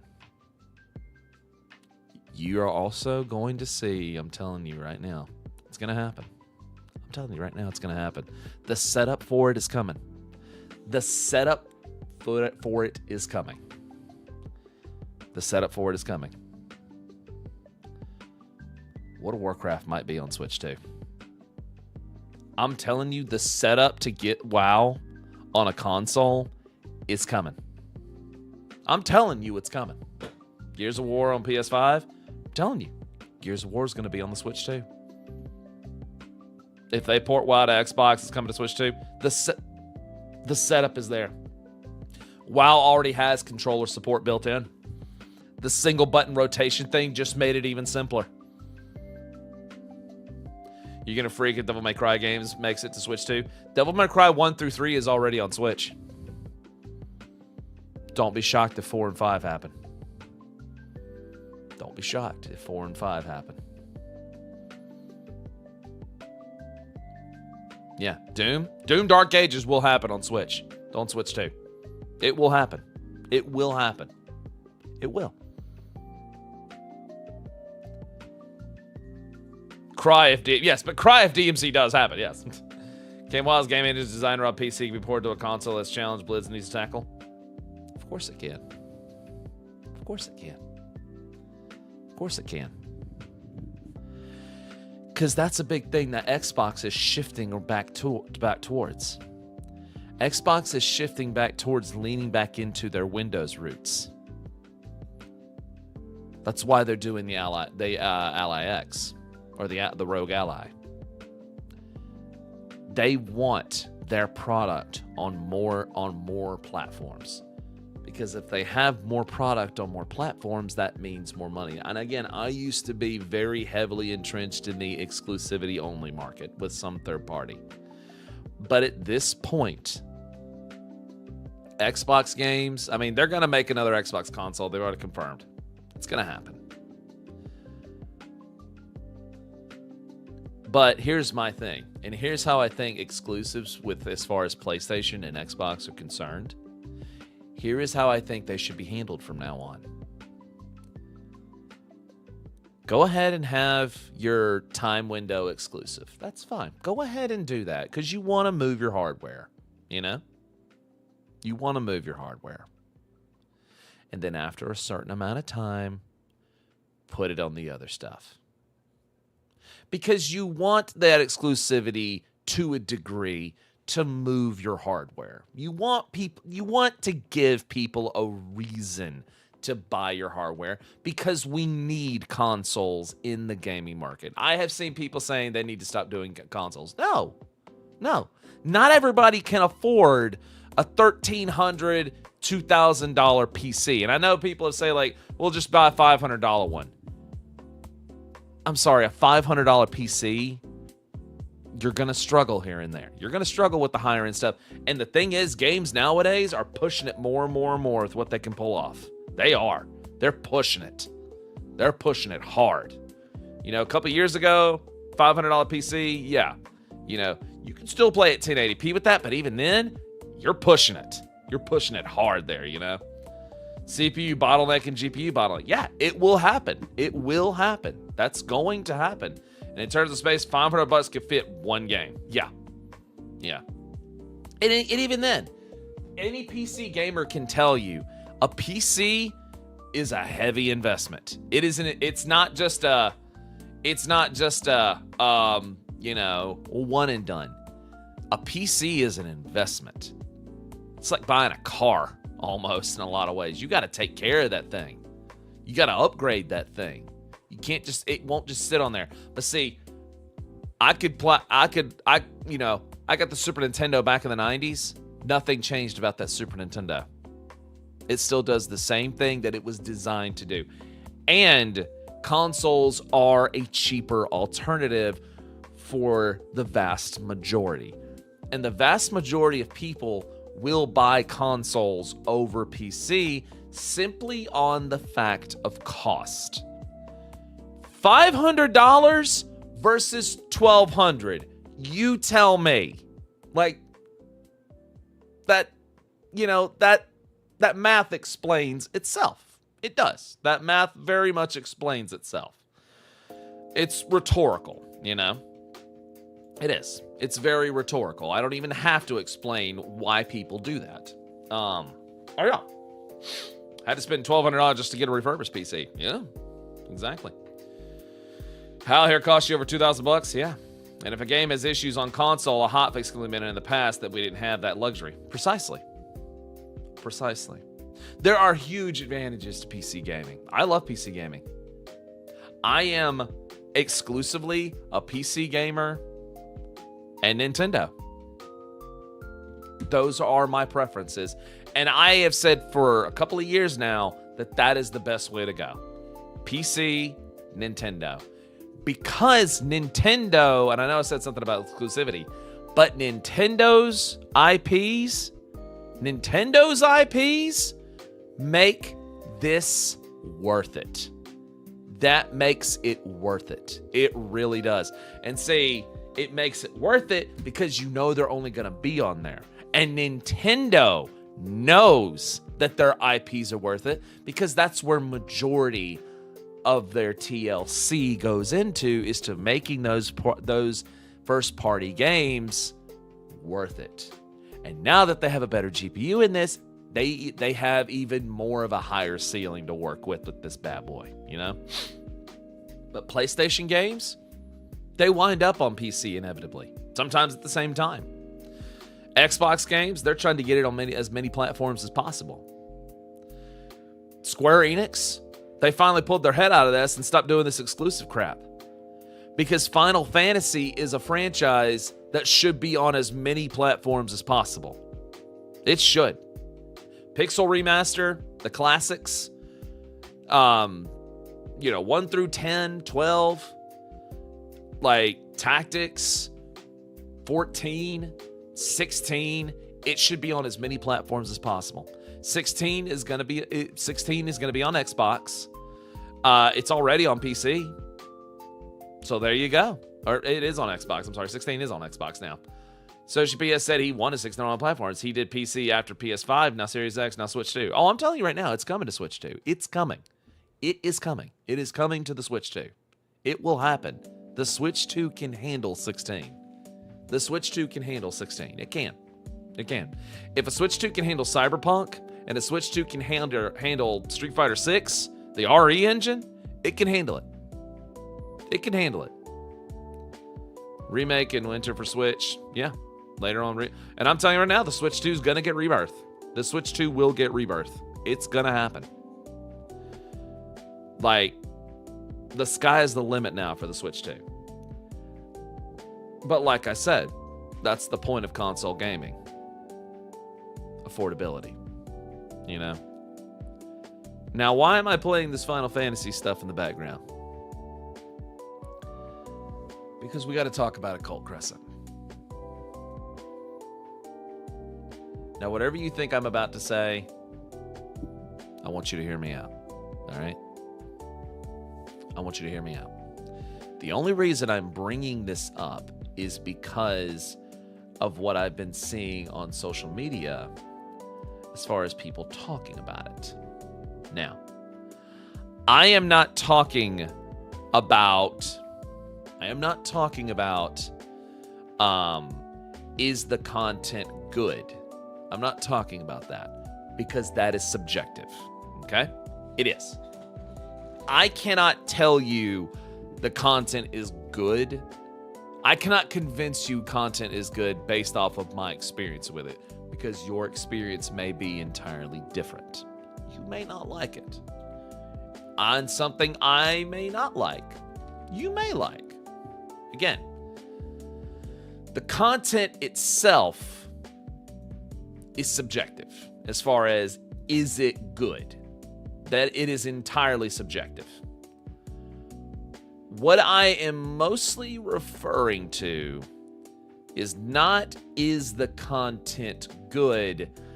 I am referring mostly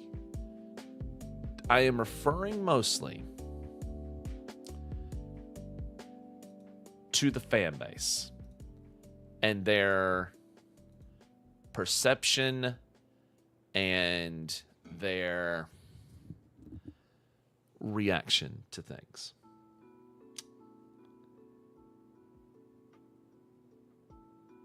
I'm going to start off by saying this, and I'm saying this directly to the 14 community. Y'all some fickle bitches.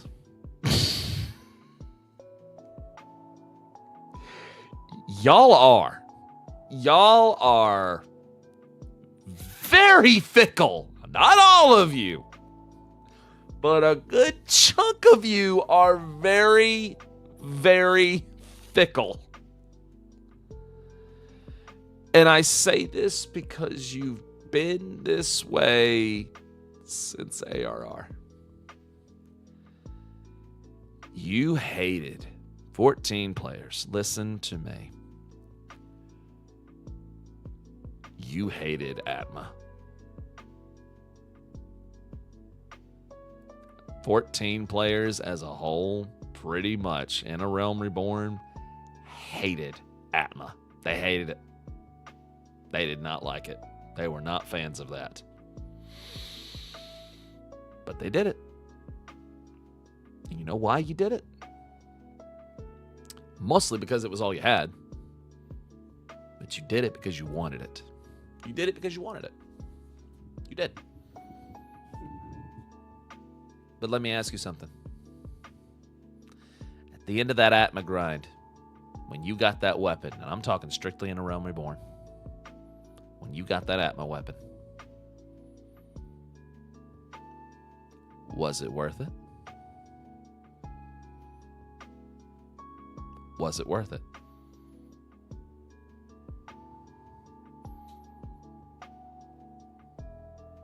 I'm asking you, chat. I'm asking you in the comments.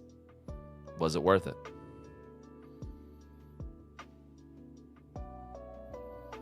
Was it worth it? My answer? Yeah. Yeah. Because you know why? It wasn't hard. It was time consuming. So it gives the illusion that it's hard. Waiting, and I'm quoting Ego Raptor on this. Waiting creates the illusion that something is difficult. It does. Do you know why? And I'm quoting Ego Raptor again, and God bless you, Ego Raptor. Do you know why some fights in Ocarina of Time seem very difficult? Because majority of fights in Ocarina of Time involve waiting. So because it's taking up your time, it creates the illusion that something is difficult. But in reality, it's not. In reality, it's not. It's like in a turn-based RPG with majority of what you encounter. It's not necessarily hard, but you do have to wait. So it creates that anticipation. With some exceptions, of course. Dark Souls is an example of the antithesis of that. Dark Souls is very in-your-face difficult. It is punishing by the effect of the game capitalizes on your recklessness and your mistakes. That is why Dark Souls is difficult. It's not impossible. It's not even really unfair. But if you fuck up, you're dead. If you're not careful, you're dead. If you are reckless, you're dead. If you rush in headlong, not paying attention, you're dead. And that's your fault. Waiting for a gummy to drop from a fate is not hard. It's time consuming. Now, we live and exist in a gaming ecosystem where players don't like to wait. They don't. Gaming now is very much, I want it now. I want it now. I want it now. Consume it. Consume it. Move on to the next one. Consume it. Move on to the next one. Get it done as fast as possible. That has been a very big shift in games over the last, I want to say the last decade. There's been a very big shift. And it doesn't help that a lot of games cater to that mentality of instant gratification. 14 tried this with Endwalker's way of getting the relic by simply just doing Hildebrand and Tomestones. Now, the most time-consuming thing with Endwalker's method was, yes, you had to go do Hildebrand. You may not have been a fan of that. So it takes up your time. Yeah. And then you had to go do roulettes for Tomestones. Which isn't the worst thing. I mean, you cap out on your weekly amount in about, what? I mean, a couple of days. And then you have what you need. And then you get it. And it's pretty instant, you know? 1-2 days max, exactly. But Bozia took it a step further. Bozia did something similar to the Atma system, but they ingrained it into what Bozia was doing and within their own realm of what they were doing things. It still had the fate drops and stuff like that. It still had all of that. And then you had to go do these raids over and over again. Older raids and the newer one. So it was still involved in its content. That being said, I recall very clearly the reception to Bozia. I recall it, and you know what that reaction was? You hated it, 14 players. A shit ton of you hated it. Why? Because it took up your time. Because it took up your time. Because y'all are fickle. And this is where I get into the problem. Again, I am not here to tell you, is Occult Crescent good? That's subjective. I'm here to tell you the pattern of behavior that has happened with 14. You hate the way something is done now, and this is exclusively talking about the relic as far as the acquisitional method. You grow to detest that method. You want something new. Y'all didn't like Atma in A Realm Reborn, even though at the end of the road it was worth it. You got your super powerful weapon. It looked cool. You achieved your goal. And you didn't complete it in record time. It just took up your time. It just took a little longer to get there. It just took a while to get there. Heaven's Word did it again. But you wanted something new. So, they gave you Eureka. Anytime I mention Eureka, you know what I get back from 14 fans? Disdain and dread. Now, I didn't do Eureka. This was around the time that I wasn't involved with 14. I did a Realm Reborn, and then I went off and did something else when I was done with MSQ. When I came back, it was near the end of Stormblood, going into Shadowbringers. So I didn't experience Eureka. But all I heard from folks was how much they hated Eureka. They didn't like that system. You couldn't level alts. It was so time consuming. And you had to do it with a group. Which part of me was like, what's wrong with that? I thought this was an massively multiplayer online role-playing game. I didn't think it was a single player. So I go further into Shadowbringers, and I experienced Bozia. You know what I have to say about Bozia? Mwah. Loved it. Wasn't perfect, but I loved it. Everything about it. They needed to do a little tweaking with some of their raid stuff,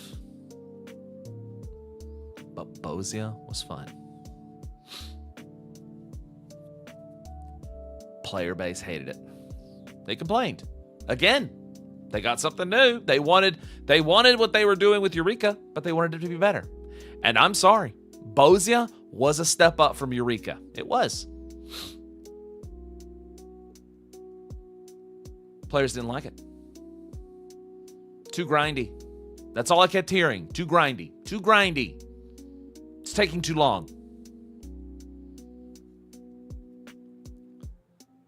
I don't think Bozia suffered from COVID at all.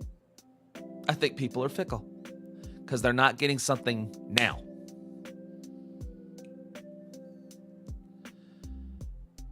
Now I will play a little bit of devil's advocate here.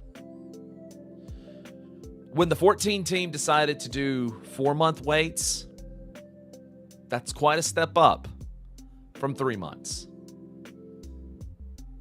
I'm not a fan of that either.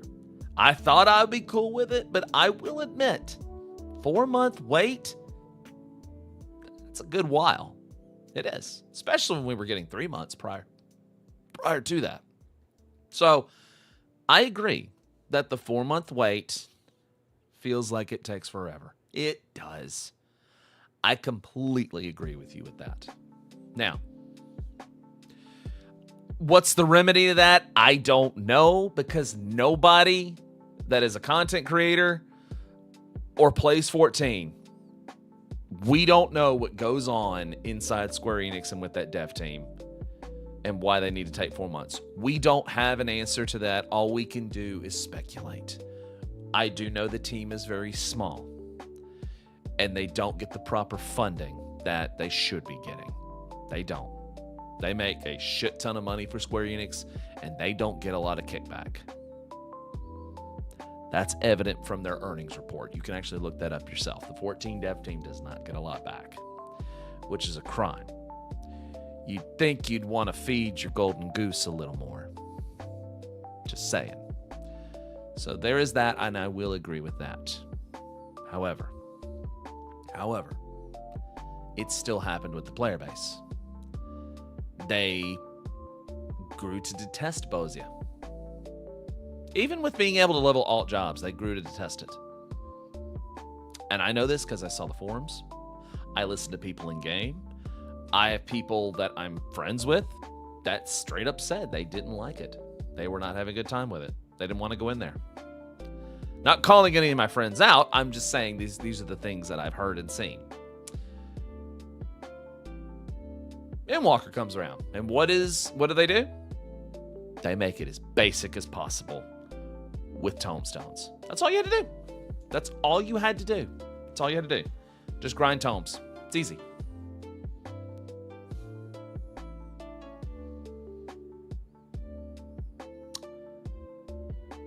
And we all saw the reception to that,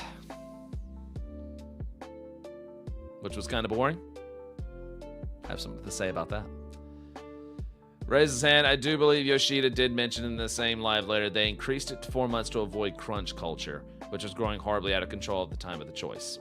If that is the case, then I completely understand. They shouldn't. I don't think dev teams should be crunched. So, with that being said, if that is the case, then okay, cool. I get that. Besides, I can play other games. Even though my house is tied to my sub. But I've already spoken about that. I still say that's one of the biggest things they do need to fix in this game is the housing system. They need to fix that. Because it's bullshit. So it's bullshit. I'm sorry. 14's housing system is a little bullshit. It is. You know, we can all agree with that. 14's housing system is a little bullshit. It is. It is. I don't like it. I'm not a fan of how they do this. I'm not. I think we can all agree with that. But Endwalker's thing came around and people said that the tombstones were boring. And yet the fans were complaining that Bozia, Eureka, and Atmostones were taking too much time.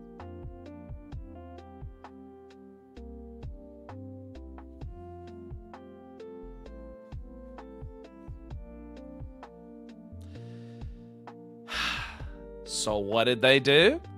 You now have a little bit of a combination. You have the Atma farm that you only have to do once.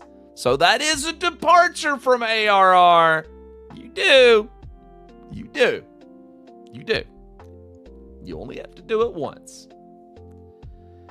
And then it's tombstones after that, as far as this step is concerned. So there's that. Now, I have seen people make the complaint of you can't level alt jobs in Occult Crescent. Here is where I kind of have to defend Occult Crescent a little bit here. Here's where I kind of have to defend it a little bit. Because I'm seeing what they're going for here. They wanted to create a max level zone. This is where you go at max level. But they didn't necessarily say you had to stay in there to achieve your relic either. Because they made it to where these things will drop from the other Dawn Trail Zone fates. And you can level, you get a group together with friends, you'll level in fates a lot faster than you think you will. You will. Like, you can level in fates pretty fast. Plus, there's the gemstone farming that you're also knocking out and building up your reputation with that. There's also the fact that one of the favors it's doing for me is catching up on getting my flight spots, you know, that I am terrible about doing in a timely manner. Well, it's giving me a reason to do that. But you know what it's also giving me a reason to do? It's giving me a reason to waste my time. Because I'm enjoying it with friends. My FC. My collab partner in Raptor. It's giving me a reason to waste my time. Because doing things with friends in your FC is fun. Now, not everybody has that advantage, and I get it. I get it. But people did say they wanted a harder option than tombstones. Well, here it is. Here it is. And again, you only have to do the Atma farm once. After that, you're done. It's just tomes after that. And guess what? Tombstones drop in Occult Crescent, where you will work on gathering stuff and acquiring experience and stuff like that to unlock all of the rewards that are in Occult Crescent. There are rewards and mounts and minions that you will get in Occult Crescent that really has made like the prices on some really high priced minions and mounts actually go down. Like, This is happening in Occult Crescent. And Glamour, yes. Now, am I saying this is good for me? Sure, I like it. Am I saying it's good for you? Again, that's subjective. It's up to you to decide if something is fun for you because your experience may differ. I understand if somebody says, you know what, I'm not really digging Occult Crescent. It's kind of boring for me. Fair enough. Fair enough. I don't really buy the whole... I don't really subscribe to the whole, well, you should be able to level alt jobs here. Y'all, we have so many ways to level alts now, it's not even funny. There's so many ways to do it now. It's like, we really don't need another way. You know? You saw a bunch of people complain about the prize shops because now they can't make a killing selling those items. Oh, well. You know what I say to that, Altoriel? Oh, well. Yeah, we have Frontline, we have Roulettes, we have Society Quest. Yeah, I mean, Fates, which you go do the Dawn Trail Fates while trying to get your Atma. I mean, yeah, the Endwalker Deep Dungeon. I mean, it is there. It is there. I mean, it is there. Isn't the upcoming Deep supposed to be another living method too? Yeah, and I've seen some people say, well, that's not good enough. And I'm like, well, why not? Yeah, 90 through 100. And I will admit, at first, I was kind of like, should they have just included leveling alts in Occult Crescent? But now that I've actually been there, and I kind of get the idea of what they were going for, I'm not exactly mad about it. Because again, Atma farming, it's not hard. It's not. It's not hard. It just takes time. It's something that's tied to an RNG drop because that's what Atma farming is. That's what it is. The only thing that I have said, and I still stand by this as far as when should they have done this, the only thing I said that I still stand by, something that I do stand by, is the fact that I think they should have released this sooner instead of all this time later on. Like, this should have happened sooner in the cycle. It should have. It really should have. And it should have been 7.15. I completely agree. It should have been 7.15. It should have been within the first year. You know, it should have been, or closer to like the middle of the first year is when it should have happened. Not this long. So that is something that they should consider in the future. Because if I'm not mistaken, correct me if my memory is wrong here, but I'm pretty sure as soon as you were done with MSQ on Realm Reborn, you started your relic. If I'm not mistaken.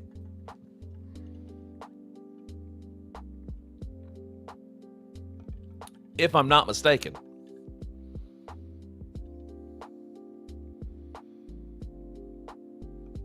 Atma phase was a bit later. I mean, like, starting it. I don't mean the Atma phase. I mean just starting it. Just starting the relic. Just starting the relic. Yes.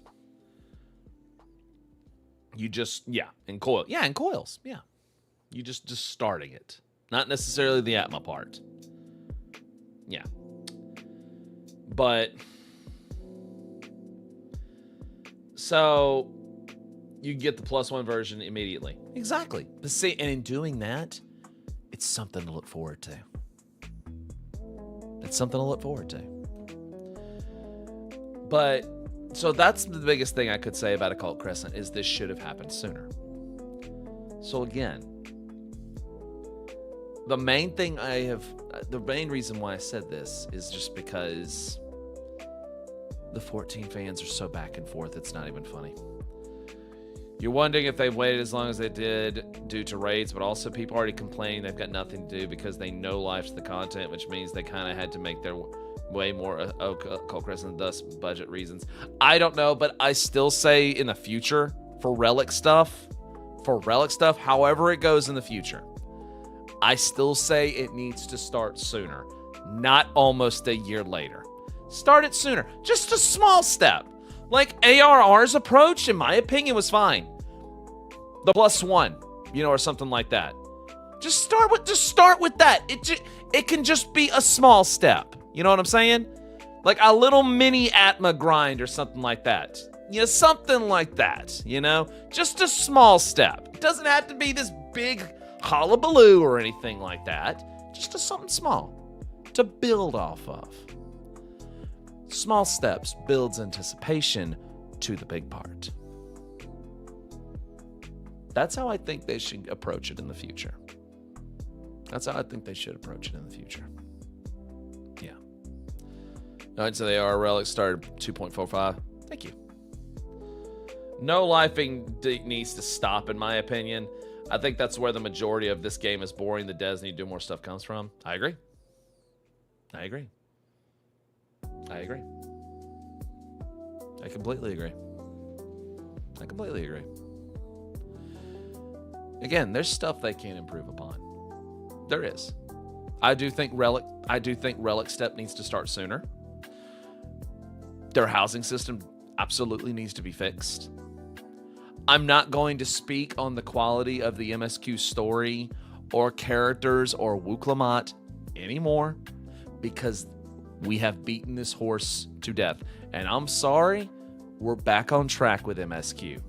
The MSQ of Dawntrail is actually heading in a very, very cool direction. It is.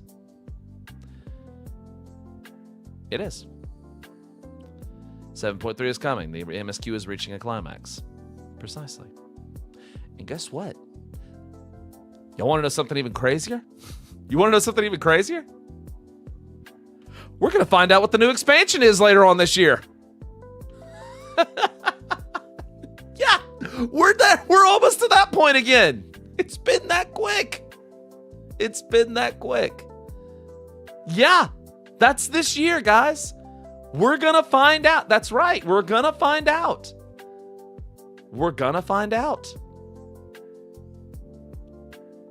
Manifest early next year. That's right. We're going to find out, man. That's right. What's the new jobs? And time for everyone to go to Vegas. And like another thing I think they should have capitalized better on is the Beastmaster.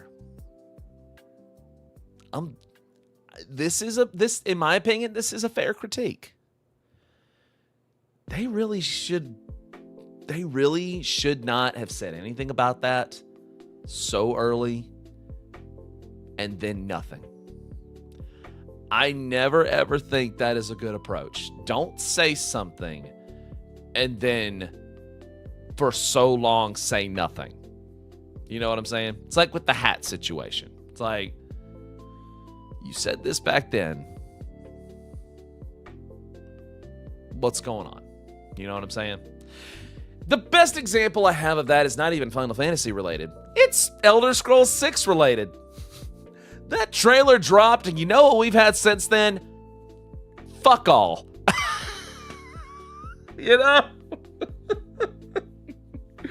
We haven't heard fuck all about Elder Scrolls 6. We haven't. They haven't, man. We haven't.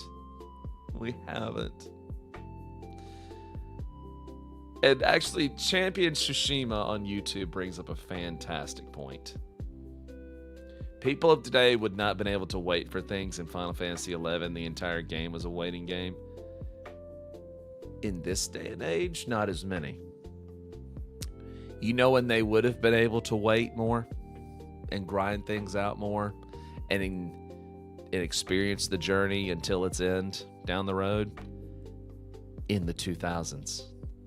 Because majority of people that play 14 now, you know how old we were in the 2000s? Teenagers, early 20s. We had more time. We had more time on our hands. Not so much in 2025. So nowadays, maybe not necessarily. 20 years ago? Yeah. I had way more time on my hands.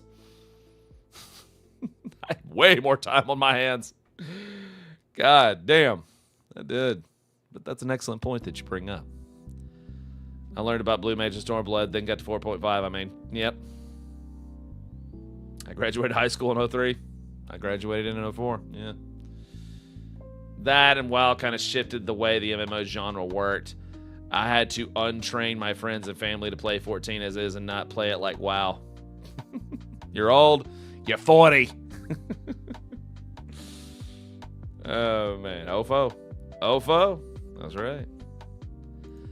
Raptor DM'd me something very interesting here. Hang on.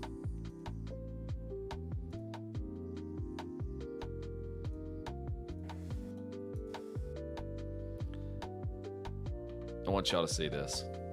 I just want y'all to see this. I just want y'all to see this.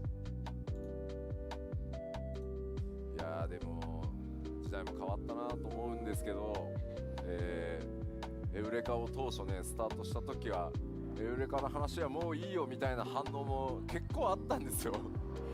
Yeah, the times have really changed because I remember when we started with Eureka, everyone was like, oh, Eureka. まあでも諦めずにですね、しっかり遊びのね、そういった枠の遊びの一つとして、まあアップデートやりきった結果、本当にたくさんの人にね楽しんでいただけるようなシリーズというかコンテンツの形になってきたので、ちょっとね一回お休みしてましたが、7.X シリーズ、次なる探索型作っていきますので、ぜひですね一緒に楽しんでいただければと思います。But we saw it through to the end, and we worked hard to develop the content into something that a lot of people ended up enjoying. And we have taken a break for a while, but it will be back now, and we look forward to developing more similar field operations. Back up.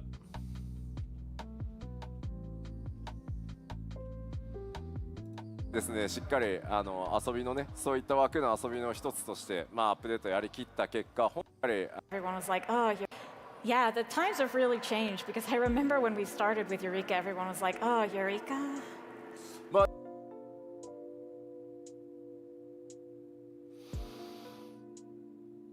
My point exactly. My point exactly.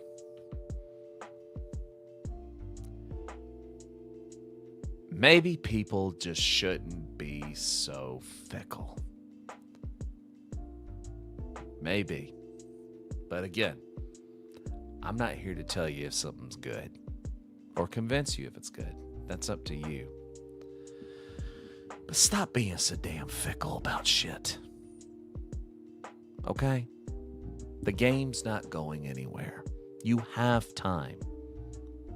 I implore people to savor things a little more.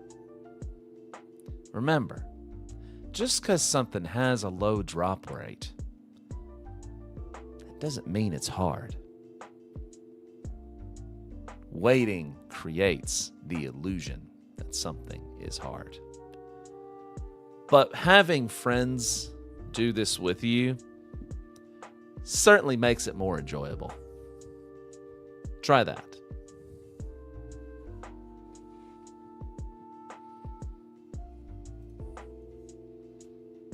And that's what I have to say about Occult Crescent. Not quite what you thought I was going to say, was it? Where the hell am I? Oh, busy. Doing things. I'll be back on it. I'll be back on it tomorrow. I've got 3 of 3 so far. So, and I've almost maxed out Machinist. So, yeah, I'll be back on it tomorrow. That's where you thought I was exactly going? Nice. So yeah, we'll be back on it tomorrow, and I invite everyone to join us over on Mateus. Come for a big ol' bash as we get our goddamn gummies.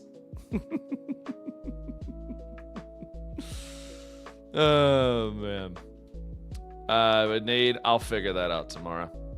I have come to the conclusion humanity just wants something to complain about. Without it, their life is boring. Yeah. Yeah. Oh, man. Yes. yes, I've just been working and just doing some other stuff, just doing some other stuff. Because I, unfortunately, thank God, I am not a one-trick pony. I am not a one-game Andy. I am not. Sometimes I play a little Elden Ring. Sometimes I play a little 14. Sometimes I play a little Cyberpunk. Sometimes, this Friday, I play a little Expedition 33.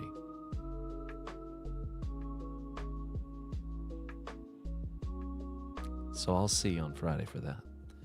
14 Fates tomorrow. And then Friday, we begin Expedition 33. At last. Time to put those parry skills to use. Not a Souls player for nothing, baby. Before I go, thank you to Dar for 55 months, 18 at tier 3. Thank you, Twitch crowd, for coming by tonight. Thank you, YouTube crowd, for coming by tonight and smashing that like button. Hope y'all enjoyed. I'll have the Donkey Kong video up here and some of the other stuff up here. I'll get the Donkey Kong one up tonight before I sign off for the night. And I will see y'all tomorrow for some Final Fantasy XIV Fates. And you're all invited. Until then, catch you later. Have a Shway Thursday. And don't do drugs. Or do drugs. Who gives a fuck? The world's on fire. Bye.